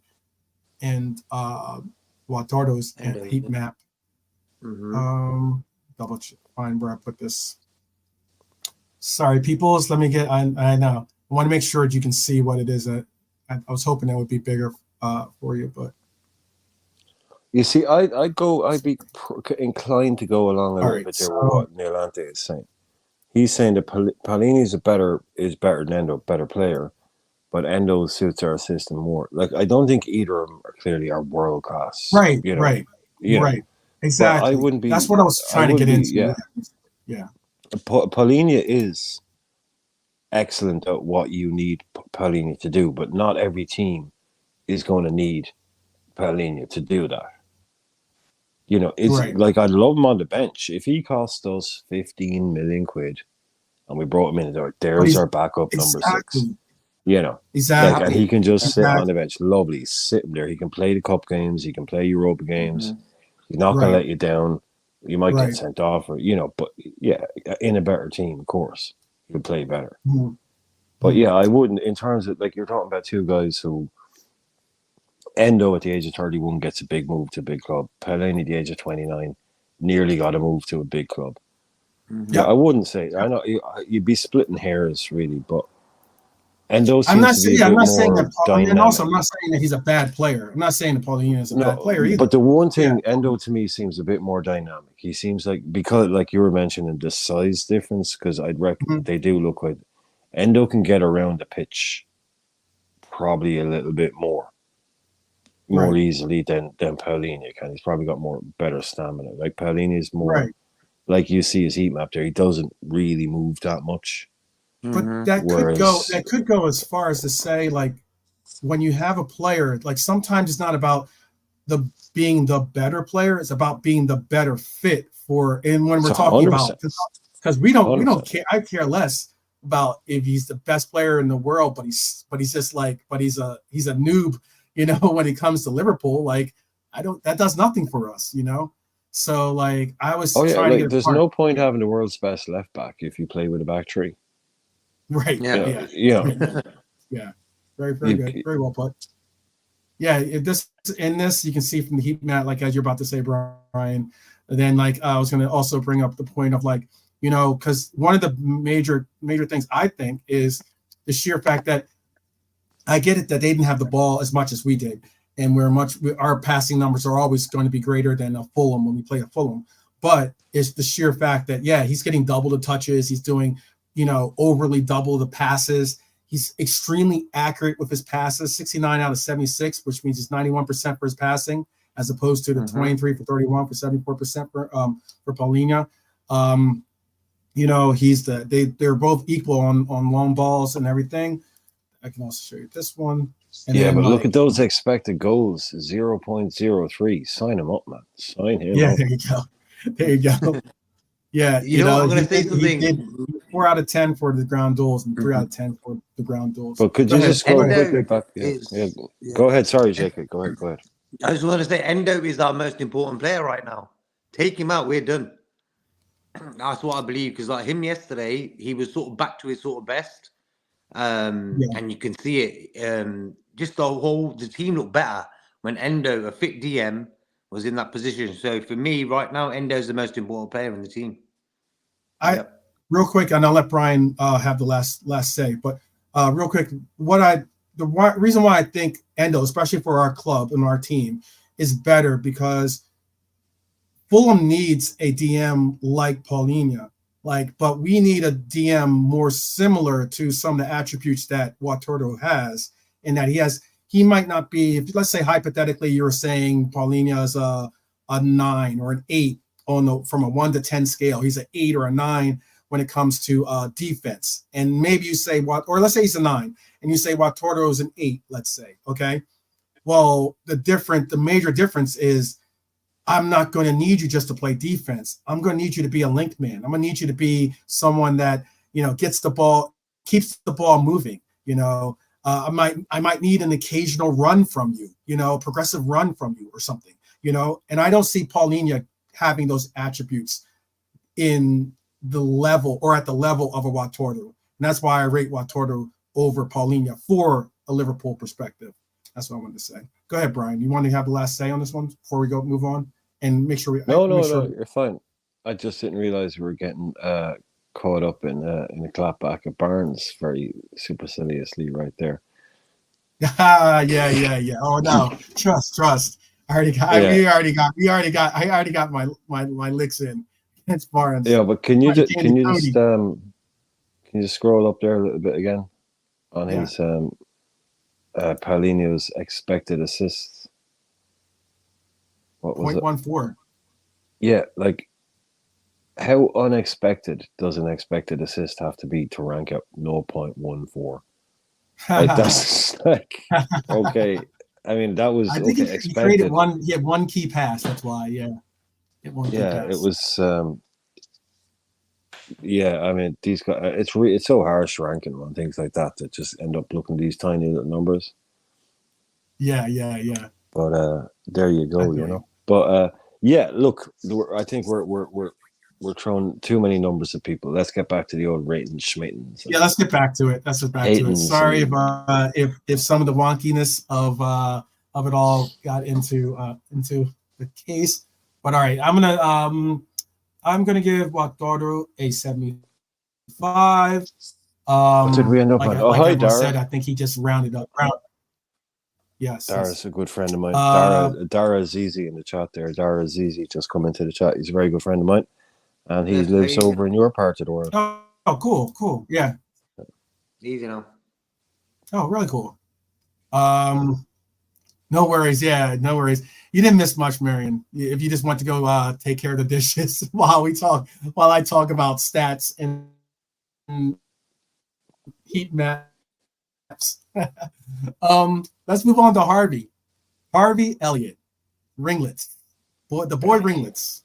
At least that's what I call them. At least I know. Noodles, right? What were you saying about Elliott's game yesterday? I was disappointed in his game, to be honest with you. I was somewhat disappointed. He got the assist, I understand that, but a little bit wanting in his performance yesterday. What were your thoughts, Brian? What were your thoughts on Elliott? What would you rate him? Yeah, I was going for the old curse of the X. You've always got to stick. You stick 50p on the curse of the X coming off, and he was there. He started. He played. He did his job. I don't know. Yeah, he one of those Harvey Elliott games when Harvey doesn't play well. He never has a shocker. He never has an awful game. He never has one of those. Oh, why didn't we get him off at halftime? It's very rare that he gives less than 100% and just kind of carries himself over into right. It's just he hits that level sometimes where that's all he does. Other times he'll do all of that stuff and then he'll be a bit impactful. But there was very little. There was lots of endeavor, lots of work, lots of all the things you want to see. Like we were mentioning earlier on, like we were saying, funny, some of the abuse from the home crowd there. It should have G'd him up a bit. Maybe he would have been looking to do something. He would have enjoyed it. I don't think it put any pressure on his shoulders. I don't think it made him wilt or anything like that. But it's just, like Dara is saying, like I've always slightly preferred him coming off the bench. Don't mind him starting. You can't always be on the bench. I don't mind him starting some games, but he does tend to have more of an impact that way. And again, we forget how young he is sometimes because he's been around so long. Yeah, we really do. We really But do. it's just Again, one of those youngest games. player to ever start for Fulham. Just one of those Harvey games, isn't it? Where he looks really decent, and it's not like no one can slag him off for having poor technique or poor game intelligence or not working or anything like that. But when it comes down to what we actually need to see at the end of the day, which is contributions, which it just didn't affect it, So I couldn't give him more than a 6. I couldn't really give him more than a 55 actually. Because for me, just to be clear, like I start them. Sometimes people we need to update people on our views of this, but I start people at 50. When you go out onto the pitch, it's 50 is par, and if you get worse, you drop below. So like me saying, it's like it's not like, oh wow, you were horrible, But for me, I think he started and he didn't really do much, so give him a 55. Okay. But how about he for was you, there. JK? What's the score you would give Harvey? Yeah, I remember we chatted about yesterday about I thought Elliot was good yesterday, but I rewatched the game last night and I realized he wasn't great. He got the yeah, I told you it wasn't a keeper for Harvey. Yeah, I think him getting booed and stuff might have affected him a little bit. Maybe. They kept him doing it. Not once. Yeah, every that's time a shame too. I mean, like I get you got hurt feelings over it, but I mean, like, yeah, that's nice. A shame. But he got an assist for Gakpo, so I'm gonna give him a 65. Okay. Yeah, in the chat we had 65 MK Toe, 60 from Philip, 60 from Marion, 68 from Bernadette. Let us go with a 65 for Harvey. How about for this guy right here?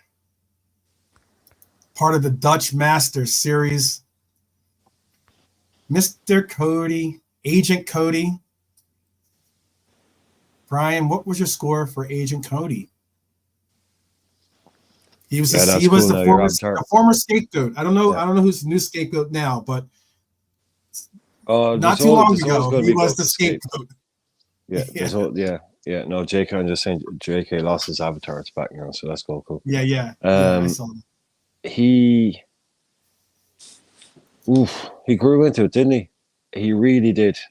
He was the one I want. Like there was the changes I wanted to see, and he was one of the guys that it's not like he hasn't had his chances, but he's one of those guys who just needs a position. He needs a home, basically. He's like a little lost puppy, and he just needs a home, a permanent place. That's it. Can I interject one thing real quick? Yeah, go ahead. Yeah.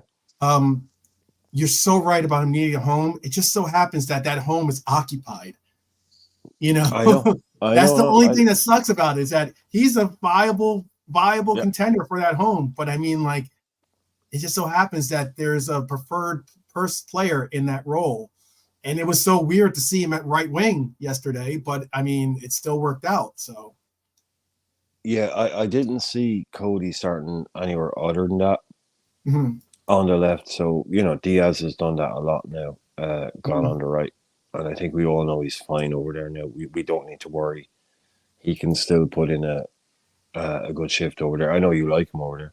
And so it's not like it hampers us by putting him there. Now, I don't know if Klopp knew this or we just discovered this or whatever, but he can work out there. So Gakpo can then have a natural home on the left. I think that. So, I think this shot by Nolante is a good shot too. By the way, 60 from the I don't. He says Cody. In case you can't read it, Cody has some great some good link up play with Gravenberch. He did. Yeah, it's Dutch Masters, the Dutch connection. Dutch Masters, the Dutch Masters, right? Yeah. Double Dutch. Yeah. Double Dutch. So look, we know these boys are talented, supremely talented, elite players. So it's all about situations, timing. Diaz, like you say now, is he's occupying that house. Yeah. But right now, as much as we say one manager bought this guy, one manager bought that guy, a new manager comes in, looks at Diaz, looks at Cody. Oh, I want to do this, I want to do that. Like, so Cody does have a home. So we're all in for a. I mean, we've got Xavi Hernandez here, and they've been talked about. So let's just wait and see. In terms of players' futures in their positions, it's a bit of a moot point at the moment because we don't know. We just don't know who's going to come in and what we're going to be doing. Yeah, but he's not a player I'm in any rush. But he's a player. Let's just be honest. I'll speed it up. A lot of the scapegoat. Yesterday, 80. Yes, I'll give him an 80 for yesterday. I'll give him an 80 so we can. But I know you're saying no. There will always be a goat that needs to be scaped. Yeah. Yep. JK, what's your score for Cody? I'll give him an 80. Happy to see him on the left-hand side. I watched all the Holland games he plays in, and every time he plays on the left, he looks good. So at last, I like when I see Diaz on the right, Gakpo on the left. It's different, Seeing Diaz on the left all the time wasn't progressing, but yesterday he looked more free. Gakpo looked more free.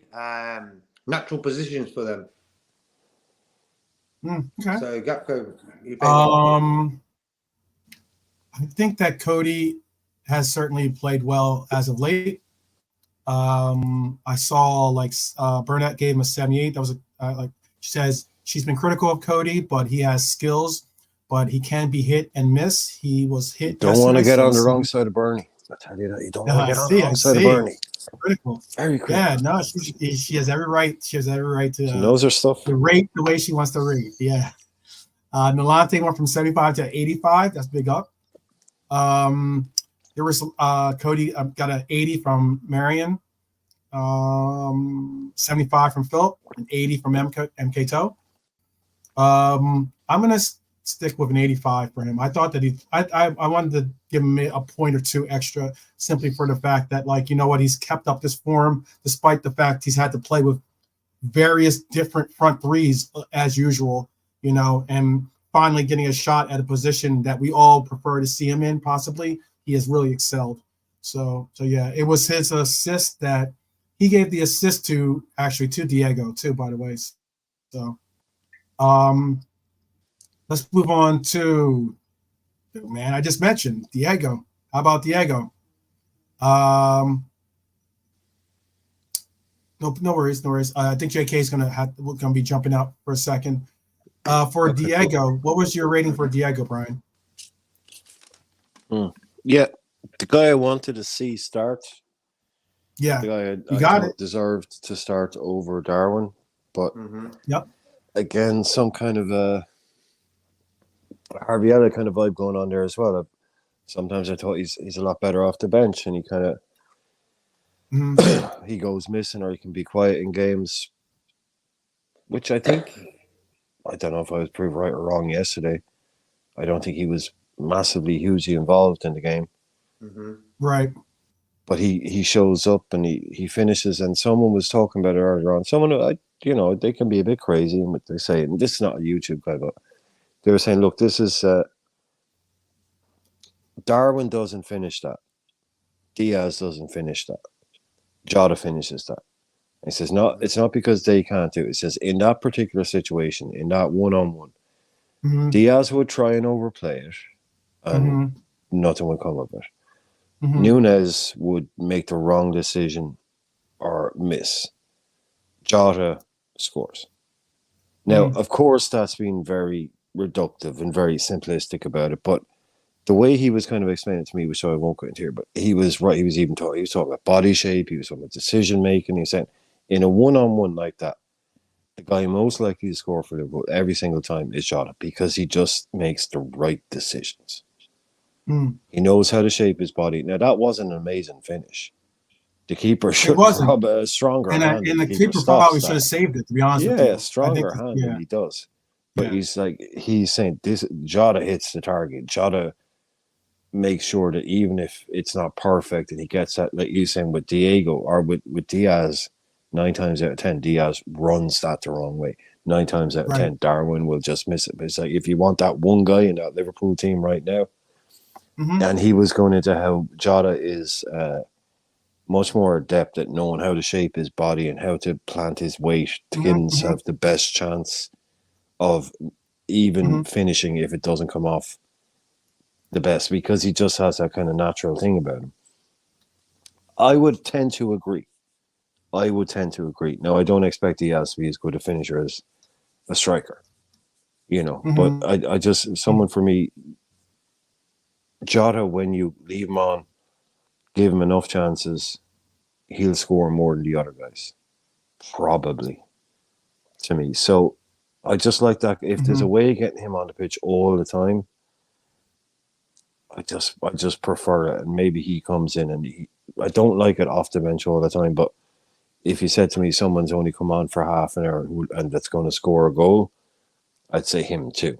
He's probably the most likely to come off the bench and score a goal. So another guy who needs a home. Another guy who'll be looking at the new manager coming and going, okay. Yeah, because I mean, there's going to be a question whether you stick him on the left wing or if you, which is where, he really started for us, and then he gravitated towards playing center forward when we had a need for it. And also he was certainly a more of a clinical finisher for us. Is there a case that someone could say that Diego, much like Salah, is a player, though, that doesn't statistically wow you, but he just ends up getting a goal when you need a goal? Yeah, did I rate him? I don't think I rated him, did I? If I was going to rate him, no. Give it again if you didn't. Give it again if you didn't. How can I give him less than Gravenberch? I give him 80 as well, yeah. Even though I don't. Yeah, I'm being generous tonight. I'm being generous. I know, you're being super generous. See what a win can do? It's different. Hey, you get into this altitude, it makes you feel a little different. JK, how about you? What would you have rated Diego? For me, Jota, first off, not really in the game, but going back, say 6 weeks ago, all of us thought his season was done. So to see this guy coming back and just scoring a goal for us is like, exactly. Brucey bonus. So I'm gonna give him a 75, but I think he'll get better every game he plays. Yeah. So happy days that he's back. Yeah, no, you're right. The reports said he was reports were like, well, he might get a game at the end of the season, so he's basically gone. Yeah, that's 100%. He is so far ahead of schedule. That's a really big point. Most people were like, you won't see Jota again this year. Yeah. Especially considering how important he is to the team. Philip says, simply said, Diego knows what to do in that position, whereas Diaz and Nunez needs to add that knowledge to their game. Hey, I'm going to say this. I've seen those guys. We saw them. We saw what Newcastle, what he did, what Nunez did at Newcastle. We saw what Diaz did against Arsenal at the Emirates. But I can understand what you're saying about those. As in, we've also seen plenty other cases where they've had opportunities, and you're not exactly optimistic, to say the least, that they're going to score those opportunities. I think the closest thing to Diego on this team is Cody. I think Cody has the ability. Cody can have sometimes some finishes that are very clinical, very much like, I know we haven't seen it as of late, really, but I just think of the Manchester United goal that he scored in that 7-0 game, where I didn't even understand how he got that goal on that angle. You guys remember which one I'm talking about, I'm sure. The one thing I would say that'd be kind of really, now I know this is bringing it down to a base level, right? And it's not very technical or anything like that, but Cody Gakpo is a hell of a lot bigger than Diego Jota, right? Mm-hmm. He's a lot he's a lot. Yeah, it's a lot more obvious. Mm-hmm. Diego Jota is really kind of squat. He may be quite, maybe probably even 5'11" or whatever, but he doesn't look tall. So you can imagine, for someone like him, he can it's easier for him to kind of steal around and get in little positions without being that little half space, that little half second. Yeah. Where you might not notice him over your shoulder straight away because he's a tiny little thing, you know, if you're a big center, where it's Cody back, Gakpo, you can kind of see him coming. I think Jota has that ability to kind of go, just creep into little spaces because he's smaller than everybody else on the pitch more often than not. Yeah. So you see him Yeah, sneaking I get what into you're these saying. little spaces. Yeah. Whereas if it's Gakpo coming in, so who's this big tall guy coming in, you know, I like that about Jota. He can kind of pop up in those little places without, like, he doesn't get into the peripheral vision as obviously as some other people. Just, you know, moving in and out. I like that about him. Yeah. Because when he pops up, Yeah. he's good at finishing those. You know, it's not like, oh, here's the ball, go and finish it in this type of way. Jota is good at finishing those balls where he gets into the mix and they drop and you have to finish it straight away. You have to do something. You know, try and get, you know, something. He's really good at that and popping up in spaces, which is something Diaz has been doing lately. We've seen that. You know, stealing into the 6-yard box and getting on the end of things where people aren't expecting him to be. Because he's not a big player either. He's not massive.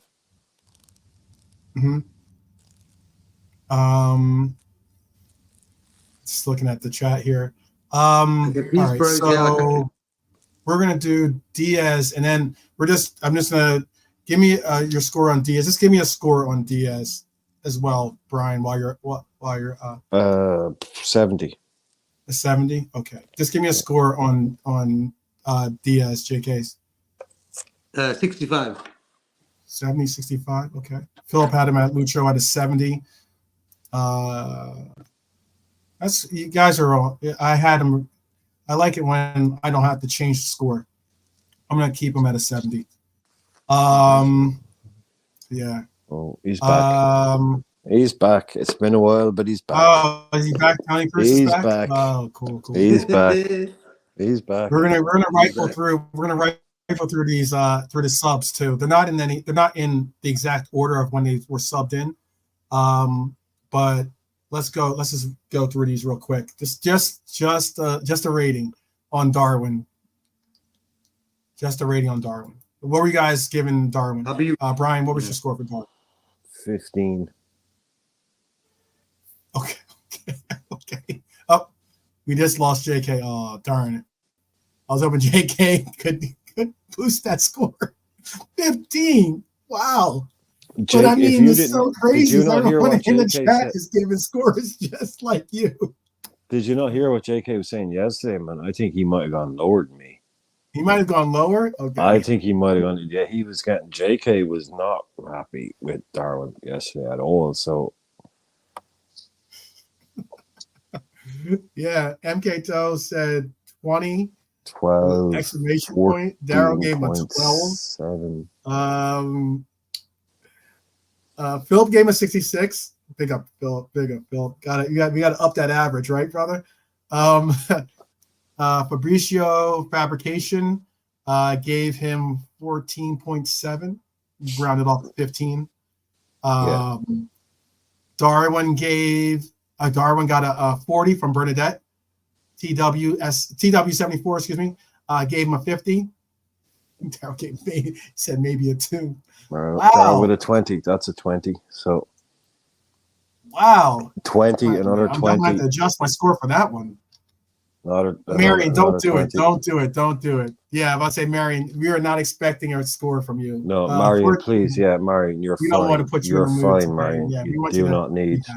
You're exempt from rating Darwin. Yes, exactly. He only got. Oh, it's a 2. It's not even a 20. It's a 2. Okay.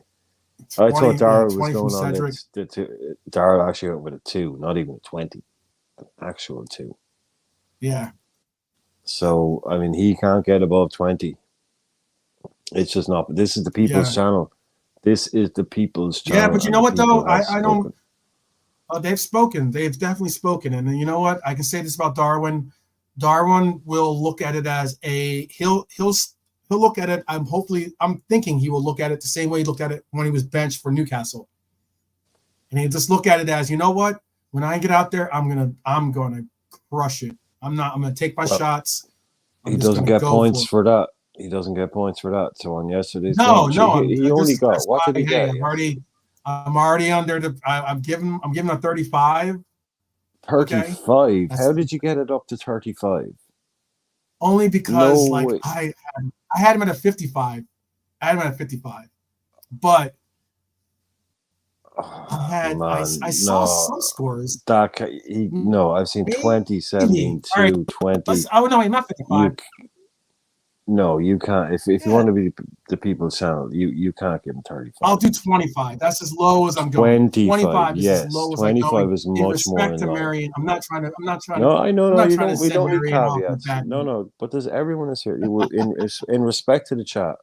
In respect to the chat, 25 is a lot more in line. What everyone was saying. So 35, I think, was 35. 35 is a stretch. look at I'll this. agree. 35 is a stretch Look at the from what scores everyone was again. saying. Yeah, look at the scores, man. I got He you. got a 2. He got an actual 2 from Darrow. The two. I'm told. Daryl also. Yeah, I'm throwing out that one. He's definitely not getting two. Let's move But on. anyway. Let's move on. We said we weren't going to Yes. spend any time on the subs. Let's move on. I know. I'm trying to. Yeah. Got me changing my scores and stuff. Big up, Nolante. Mohamed Salah. What's your ratings for Salah then, people? I'm really anxious to see what you guys are going to give Salah, because Salah wasn't Salah-esque, to say the least. He set up a couple of chances. What was your ratings for? Yeah. Yeah, he set up a couple of chances. Like one of the reasons Darwin scored so badly was the first chance. Like, he was set up by Mo. Yeah, that was a bad. Then it Mo, wasn't. that was a bad one. Yeah, that was a bad. But pass. anyway, yeah. So Mo would be basically, he did better than Darwin did. But yeah, and this didn't get borderline. 25. I'd go 25. 25. Yeah, they didn't play much, So it's like, yeah, he put a couple of decent passes. He tried a couple of things, but yeah, it's a very short amount of time to rate someone. Yeah. So I'll give him a 28. It looks kind of not 28. Yeah, it's MK Toe gave him a 20. Harold gave him a 3. Okay. Philip gave him a 45. Bernadette gave him a 25. I know it hurts. TW74 gave him a 51. Marion gave him a 40. He's still her king. He's still our king too. Definitely, Marion. 30 for Cedric. From Cedric. Okay. I'm gonna go 30. Sound fair for him. How about for Joey G? I'm trying to think how many minutes. Joey G played. I think Joey G played even less minutes than that, because he got He's not. He's NA. He's an NA. Yeah. I was gonna give Joey G. Oops, my fault. Not Joey. I was gonna give Joey G. NA, like you said. You know who else needs to get a score though is. I'm not sure. Jimmy Jenkins. Is McAllister. McAllister did get playing time. He was subbed in at the 74th minute. So if we rated Nunez and we rated Salah, we got to rate. What would you have given Mac? That's the last person we'll rate. 42.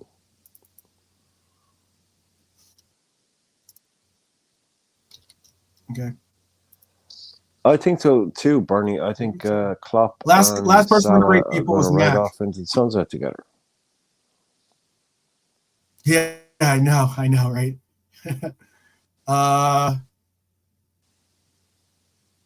What, 45, yeah, 30, we're not 50, going to rate 45. Joey G. We're not going to go into Joey G. Joey G, he didn't play really that many minutes. And I'm not going to put Dom up against the ratings either, because Dom played all of like 4 minutes or something. Even though in the 4 minutes he still figured out how to give a wayward pass. I don't understand that. But for Mac got a 45 from Darrow. He got a 30 from MK Toe, 45 from TW74. Yeah. I'd call it a 40. Yeah. We'll give him a 40. All right. From him, get an NA and then a 40. So let's see this. So this is the fun part of the game. Who is your man of the match? Tell me who your man of the match is, and then, as I promised, I have a trivia question for you. So, who is your man of the match? Get your thinking caps on. Yeah, get your thinking caps on. Get your thinking caps on. Fire And up ready. the old Who's brain your man cells there. of the match? Man of the match. Man of the match. Oh, you know what? I forgot. You know what? There's something I did forget too. My fault. But I'll do man of the match first. Neville gave it Trent. I don't know if it was Trent. I'm going to give it to Gakpo. Mm-hmm. I'll give it to Gakpo. Yeah. Just for Oh, a change. wow.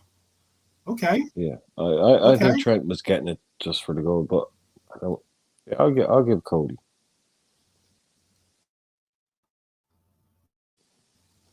Okay. That's cool. I was not expecting that, people. Wow. Trent, I mean, I'm Daryl said Trent massively all day. outvoted. Yeah, I'm massively outvoted. Yeah. I think you're going to definitely see a wave of disagreement on this one. But let's see who else. No, actually, you know what? TW74 gave it to Cody too. Wow, I was not expecting that. So we've got one. See, Darl is voting twice and everything, trying to confuse me. You're not getting away with that one, Darl. Yes. Yeah. It's like 5. I think it's like 5 or 6 to 2 at the moment. That's who you're giving it to. I don't know who you give it to. Who's your? I'm giving it to Trent. Yeah. Despite the fact that I do. Well, there we go. Yeah. No, I don't think we're winning this.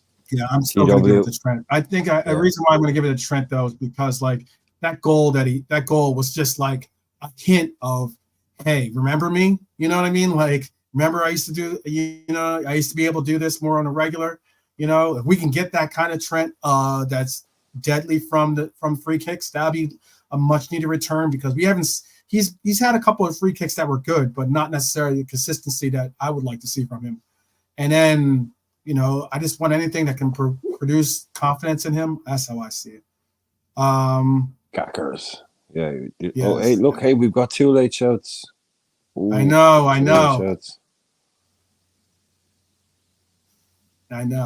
I feel you. I know. But he did change the game. He changed the game completely. That goal put a little bit of hope and effort into something that made it. It looked like we're on the same flight path of a whole lot of shots, but nothing really coming from it, you know?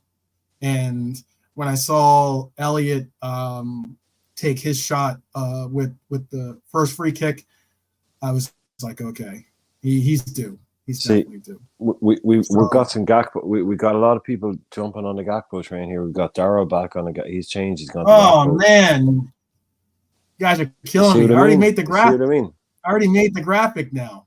I already gave it to Trent. All right, let me see. What's the count at then? At least give it a count. What's the count at? We've got one for Darrow. We've got one for TW. We've got one for Nilante. We've got one for me. MK Toe is on Trent. Marianne's on Trent. Good. Thank you. Yeah, we're splitting hairs, but we need to split that hair. So split the hair. I think it's like, what is that? Like, I think it's like. So let's go. Let's split some hairs. Luckily, I think I am I think I'm the deciding vote. I think. So I think it's like 3-3 maybe then. Is that what you're saying? I'm not sure, but I reckon we're still. I mean, the Gakpo people. I think we've lost. You've lost 2 to me. Mm-hmm. You know, but I think MK Toe is on the fence here. You know, I think if you lost MK Toe to me on the Gakpo thing, no, because it was TW, then it's got to be at worst a draw. At worst, it's a draw. Then I'll give a shout. All right, so because since we have, all right, I'll make a graphic for him. But for right now, I have a graphic for Trent Alexander being the man of the match. I think that certainly would have been the case for a lot of people. I know he was in the actual game, but it's like late run. It's a But we're late on run Liverpool on Talk Fan Gakpo. Show, so this is your world, people. This is your world. I got you. Yeah, so it's the So, People Channel, and there's a late run on Gakpo here. Yeah, I I mean, saw that. everyone's they were closing out the market, but They were. You know what? Too, there is one thing that I didn't do, and that is what we're gonna rate Klopp. Real quick, people. What we're gonna rate Klopp, and then I'll hit you with the trivia question before we as we land this gear. The landing gear is out. What would you guys give Klopp yesterday? Man made 6 changes, the most changes ever made between Premier League games. What are we going to rate Klopp yesterday's very happy with the changes. I don't think we played brilliantly even with the changes, but I was happy to see what he did. I'll just very, very quickly. He said, "We played 3 super important games in 6 days. I hate thinking about the game after the one in front of us, but in our situation, we cannot ignore the facts. We have to make changes to get fresh legs in, to use the squad. It's the best situation we've had squad-wise all year. That's why we do it." So he's basically said, yeah, that's the thing. But if you say, also he's talking with the young kids, he says, the squad situation at the moment, hopefully it stays like that. If you saw our bench today, it was real quality and experience. I loved all the kids who played for us. They did an incredible job, and we wouldn't be where we are without them. But it's cool for once. We have all the big guns back. Now we have to stay gritty, stay on it. Let's see what we can do. So he's saying, like we were talking about before, what will happen, when the big guns come back. Yeah, these kids will, but he's coming out in there and saying it like they did an incredible job and we wouldn't be where we are without them. Without them, yes. So he's putting it out there, but he's also saying it's cool for once the big guns are back. Yeah. Yeah. So he's phrased it really well. But I think he's played the game really well. He's done the job at the. He's coped with these people, coming in and getting, losing all these injuries. So I think, again, it wasn't a great thing yesterday. It wasn't a great performance. It was a great result. But I think he deserves praise for trusting the people that he brought in. So I'd say 70. Okay. Yeah, there was a lot of your 70 is the outlier. Philip gave him a 90. TW7475 TW74 gave him a 75. Daryl gave him a 78. MK Toe gave him a 90. I would have given him a 90 as well. Let's give him.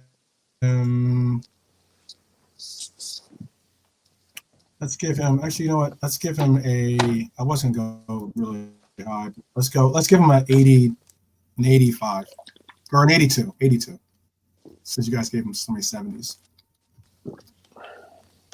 82 sounds realistic. 80. All right. I had a trivia. I said I promised you guys a trivia question, and here is my trivia question. All right. It's sort of like you can all play this game. You can all play this trivia question together, as in like you can all put in your answers. We're gonna do this collectively, so we can get through it. Okay. Because my trivia question is this. Okay. Let me bring down that. Bring this up here. Okay, cool. My trivia question is, we're trying to get back into the Champions League. According to Wikipedia, hey Google, stop. Hey Google, shut the fuck up, baby. Sorry about that. My Google wants to get involved. Hey. My Google wants to get involved in this in the trivia question. Yeah. Well.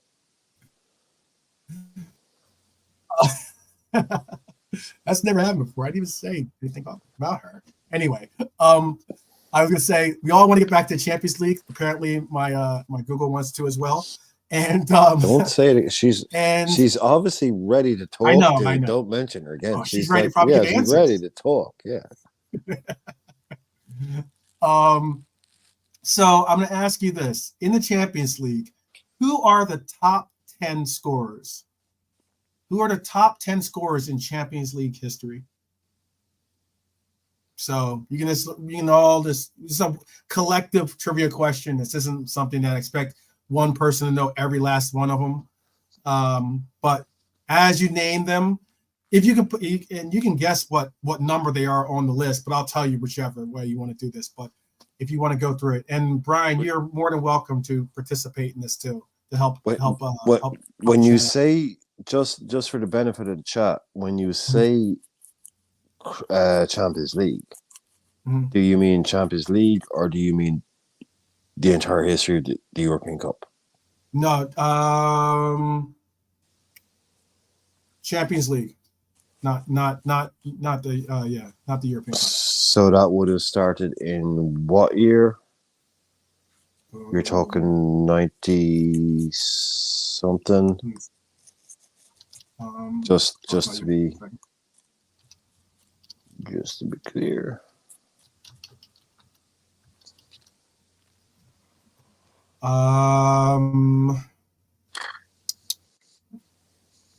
1992, Okay. 93.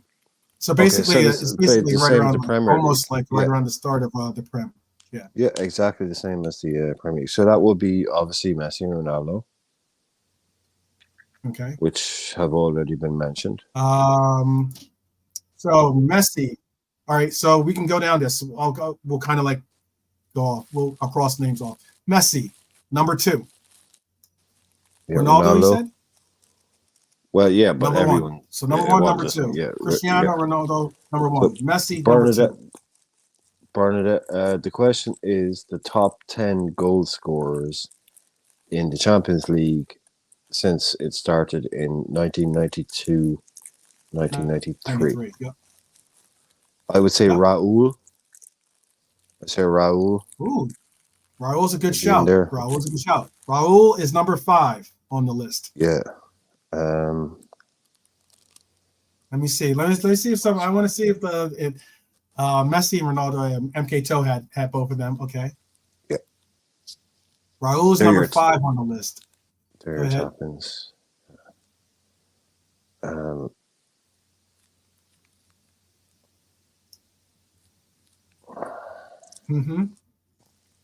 wait, do I have the music? I'd say Thomas Muller. Oh, good job.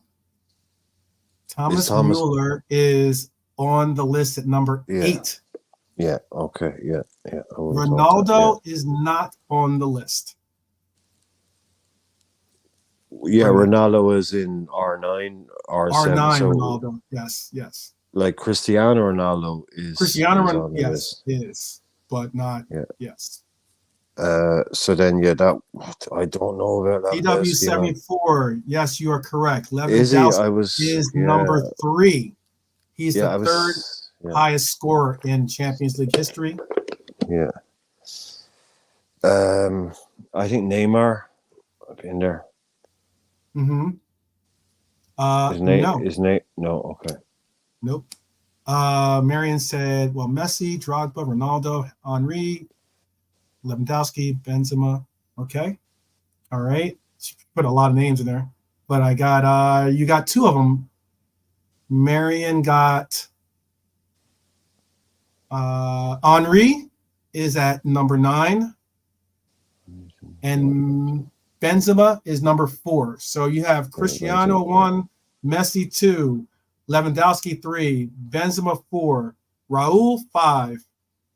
Then you have number 8 Mueller, and you have number 9 Henry. So you still need number 6, number 7, and the 10th place scorer. So only 3 left. Okay. You got 3 names left. Yep. All right, Marion's. See, this is why Marion is one of our Reds queens. My fault. She got number 6. Is Van Nistelrooy in there? Is he? Yep. Van Nistelrooy. Oh, I didn't know. I don't want to tell you that, man. He is the number 6 Well, if all-time he's number Champions League scorer. 6, So now you need number 7 and number 10. It's going to be Zlatan. interesting if you guys get these two. Zlatan. Nope. Number 7 and number 10, people. That's the only 2 names left. Aguero, nope. No, he didn't Good play gut. enough. These are all good guesses, though. Yeah, but Aguero didn't play enough in the Champions League.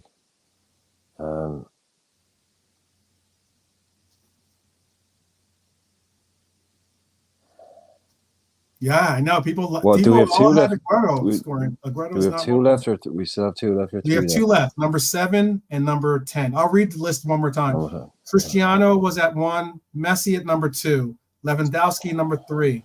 Benzema number 4. 5 was Raul. Van Nistelrooy was number 6. Muller was number 8. 9 was Henri. We're looking for number 7 and number 10. It's really obvious. Is Lampard in there? Uh-huh. Is that Is Lampard in is there? that a guess? Is that who you're thinking it is? You know, Or I was nearly going with him. He won't be far off if he isn't. He won't be far I'll off give if he isn't. it to you. Yeah. Shevchenko, excuse me, is number 7.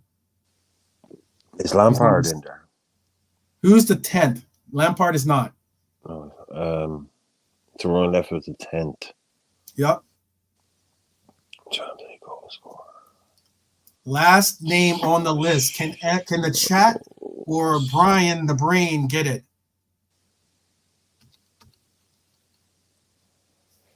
And if you don't get it, I'll give you a clue too. If you need to, I'll give you that as your lifeline. Okay. No, so I don't need. I don't need. I You can don't ask know. for it if you need it. I'm just going to tell you that. Last name on the list here. We got Raul earlier, Mario. Raul was my Yep. first guess. We got him. Yep. Maybe you should give Marianne the list of players that we've already gotten, so she doesn't. Okay. So she knows. Okay. I'll since we got pretty much all 1 through 9, I'll put 1 through 9 in the chat. Shevchenko, you got him already. It's not Luis. And it's not Owen. And it's not Salah. It's not Salah. Whoops. It's okay. It looks like it's not Suarez. All right, I'll give you a clue. I guess Suarez. This No, player- don't. On a Go ahead, scale go of ahead. 1 to 10, You how want a obvious clue? is it? On a scale of 1 to 10, how obvious is it?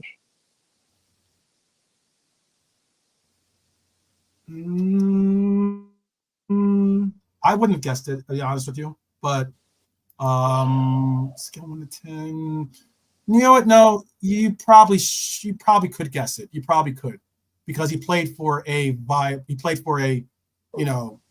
team that was a pretty much a mainstay in the Champions League. I don't know if that's giving away too much of a clue or not, but the team he played for, he got it. They usually played. They not only got to the Champions League, but they usually did well in the Champions League too. I have a clue that might give it away, but I don't. We I don't did know. Zlatan already. You can try your clue. You can try your clue. So my clue is this player is not only a player, but he's also he's also now a coach too.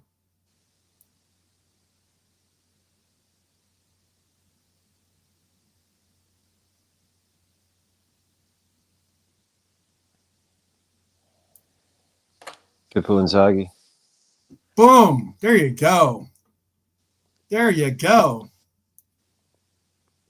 Yeah, It's not Andy obvious. Cole or Melka. We had a lot of choice. That 10th one was hard though. Apparently. No, that was obvious. That was well. obvious. When I said that he's a coach now, that gave it away. It was obvious. Well, yeah, no, that was as soon as you said it. I should have said it earlier on, but his career didn't overlap hugely. Well, it did, I suppose. Yeah, no, I should have got that earlier on.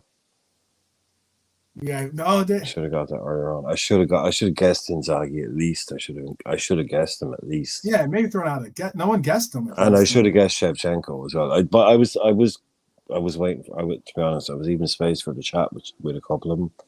But I should have he guessed was a Pippo talented Inzaghi. player, very talented. AC, and that was like during the AC Milan years when they were like balling out. Oh, that was the Ancelotti super team as well. That was great. That team was just ridiculous.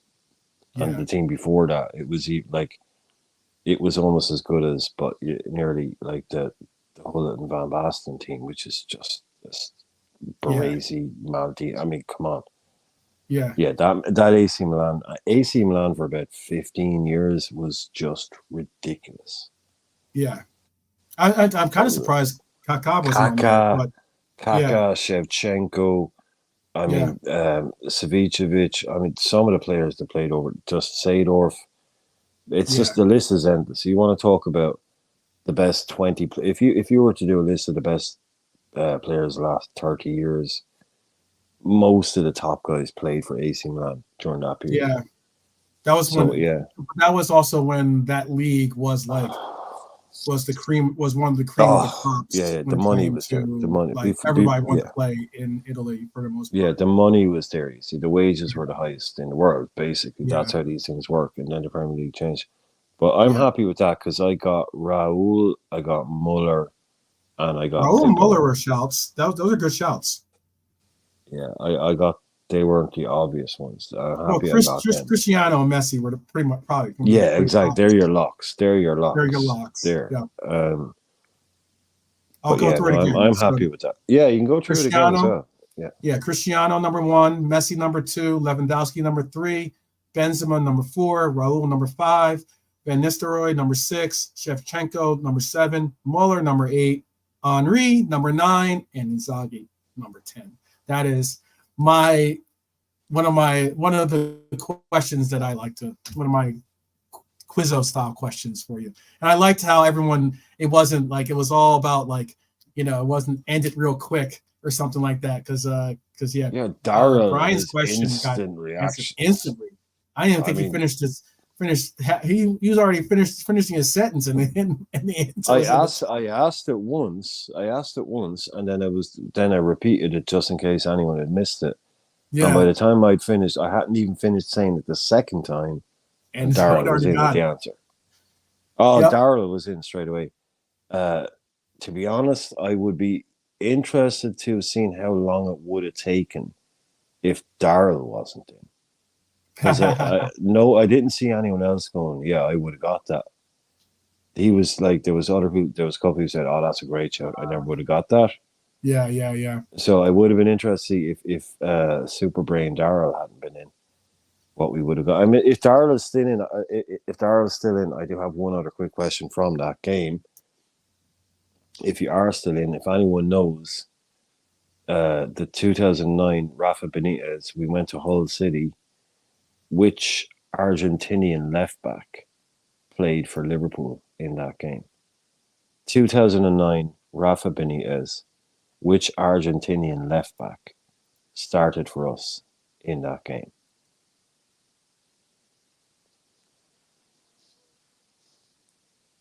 If Daryl is in, I know he might have drifted away somewhere, but that was my backup. I thought that was a bit too hard, but if Daryl is still in, he can get that for bonus points. I think everyone's reacting so much to the Inter victory. It's a 3-word name. No, MK Toe thinks you're not far off, mate. You're not far off. Left back. Started left back. Argentinian.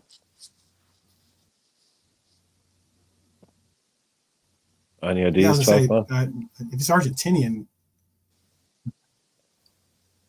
I mean, Marion's got a guess too. That's probably who I would have guessed. But you said left back, right? Yeah, left back. Yeah, small guy. MK Toe knows it. He's going to go nuts when he hears his name if he doesn't guess it.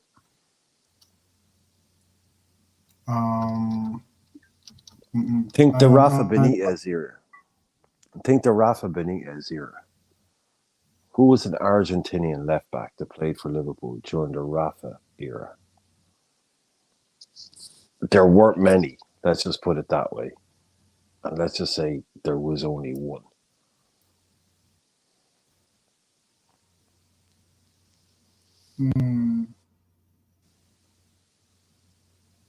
Oh wait. No.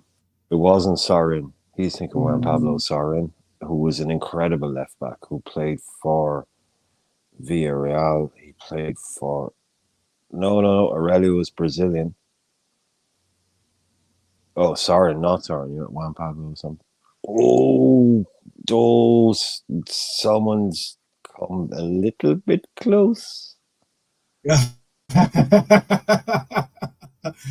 You're not getting it though. You're not getting it. You're not getting it yet.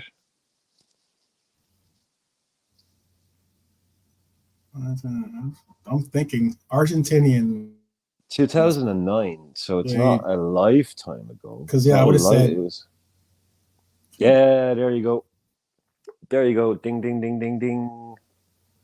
Insua. that's what Emiliano. I was about to say. Insua. I was going to say TW74 got it. Yeah, got it. TW got it. He owes Insua. Yeah, I was going to £500. say. I was going to guess that.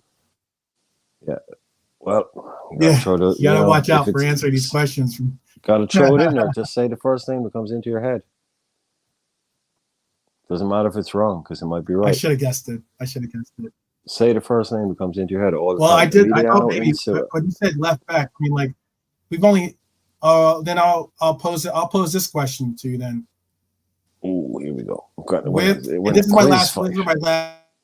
This is the last question I'm going to do. This is the last question I'm going to do for you guys. I know I think we've only had 6 Argentinian players in. That's what I was going to ask. How many Argentinian players? Yes. Yeah. Okay.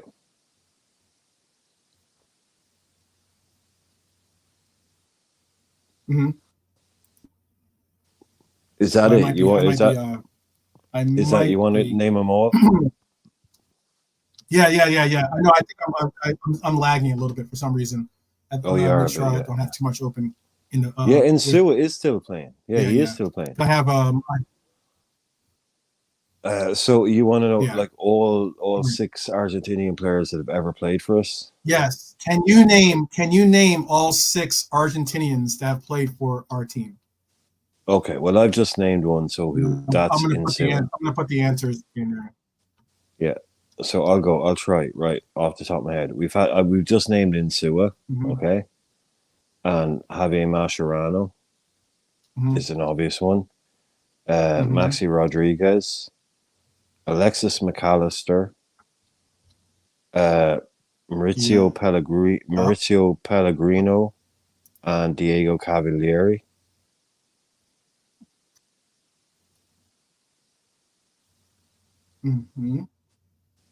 Cavalieri, no. No, not Cavalieri. The other goalkeeper. The other goalkeeper. So, Maxi, Insua, Mascherano. Okay, so go through again. Maxi Rodriguez. Right.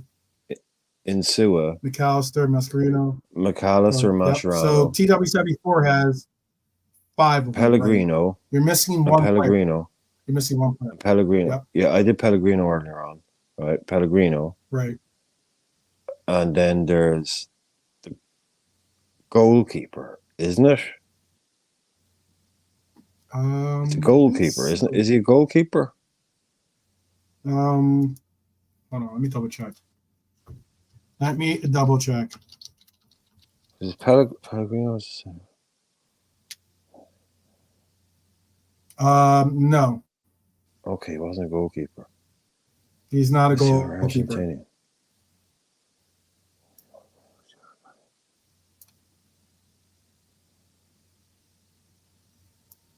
He is not a goalkeeper. I'm surprised, actually. Boom, TW74. There you go. Oh, Leto. Yeah. He was Sebastian Leto. Those are the six players. Yep. Yeah, that's That was when all we needed was a left winger, and we were always trying to buy left wingers, and we bought so many bad ones. Albert Riera, Leto, yeah, we were just trying to. Yep. Ivanovic, Yeah. all these people. Yeah, Leto. He was like, I remember hearing about he was this good winger and all that. I never seen he was 6'2", was it? Yeah. No, he's shite. Yeah, he just never really made much No. of his time enough to make it where you go, oh yeah, I remember. Yeah. Oh, he was excellent for us. Nope, not the case. Yeah, we're always trying. Yeah, that was when we're. 74. Sebastian Leto. I'll give you a little, you know. I knew everyone would forget Pellegrino, so I knew I had him in the bag. Yeah. And I knew I had Maxi, but Leto was letting me down because I thought there was a keeper. No, so I went to Cavalieri. Cavalieri is Brazilian. He's Brazilian. And we had Donny as well. Donny was Brazilian. Oh, yeah. Yep. We've never had that. Yeah, it's Romero at Argentina. Yeah, Romero. That. Yeah, okay. Now I know what I was doing. Yeah, fucking Leto, man. Good old Leto. Yeah, he came. The last two were tough. The last two were tough to figure out. But that's what it always comes down to. The last two for the score, the goals, the Champions League scorers came down to numbers. Well, I think it came down to number 7, and 6 and 10. I think it was 6 and 10 or 7 and 10. I'm not sure, but it was 6. Shevchenko and Inzaghi were the hard ones to get. And Raul was a good shout, though. I don't think many people were going to pick out Raul from the list. That was I went for him first because I know I just know that he has he's a scorer. load of goals. Yeah, he has loads of goals in the Champions League. So he was the first one I said after the Messis and the Ronaldos. So yeah. I like the quizzes here. We'll have to do this more often. Like Brian said, we'll definitely try to incorporate this more often. And tomorrow we'll be back. Tomorrow we're going to do, as you know, it's Twitter Tuesday, so we'll do some Twitter takes tomorrow. I have some really, really interesting updates to give you guys. I already have some tweets from the weekend. I have some, just some on sites of what we have to face going on in the upcoming week, because Tuesday is the day before our big clash with Everton. Some team called Everton, apparently. Yeah, I've never heard of them. I've never heard of them. Everton, yeah, I don't know. Yeah, they play in blue. Something like that. Yeah. One of those people, blue people. It's one of those people, one of those teams. But yes, we will have a little bit of everything tomorrow. We'll have some trivia, some more trivia, because actually that was kind of enjoyable. I think everyone enjoyed it here. It's always fun to every once in a while get the brain moving. And yeah. Is there anything you want to say before we let the people on to their final destinations? Philip, the answer is Emlyn Hughes. So no, look, everyone, please just hit like and subscribe, leave some comments, but just we'll be back tomorrow. So just come in and say hello again. It's always it's always about to chat and people in the chat and getting things going. So we'll be here again if you are. Yes, definitely. Yes, I just said it too. Someone asked about Crazy Horse. I don't know where that question came from, but yes, Crazy Horse is a legendary. Huh? No, he was just saying Crazy Horse is what we called Emlyn Hughes, the Liverpool player. Oh. That was his nickname. There's a different Crazy Horse in America. Yeah. No, they took the nickname from him. Yeah, that's what they called Emlyn Hughes. Yes, absolutely. Okay. I thought he wanted the the historic reference. I didn't want Frank to come at me because I was because I didn't give the proper history so Crazy Horse is pretty crazy because in America Crazy Horse used to be an alcohol too, which is really, really wild. And actually had a bandit. They banned banned alcohol in America. Used to be pretty crazy, to say the least. But anyways, yes, one of Marion's favorite players. Always enjoyable time. Always enjoyable times when we fly to live together, guys. Thank you so much for joining us today. Hopefully you'll be back and bring a friend. There's plenty of room on the Live Bird, you know, plenty of room. So until tomorrow, I implore you, please take care of yourselves. Be sure to focus and understand that you and your mental health and your physical health are important. You must continue to keep each at a high level because you have loved ones out there that could always use you here. We need you as Reds here because we all have the love for each other and we need to show it at all times. So I ask that you do that. Join us tomorrow and let's just continue to keep the party going. All right. So until tomorrow, I bid you adieu.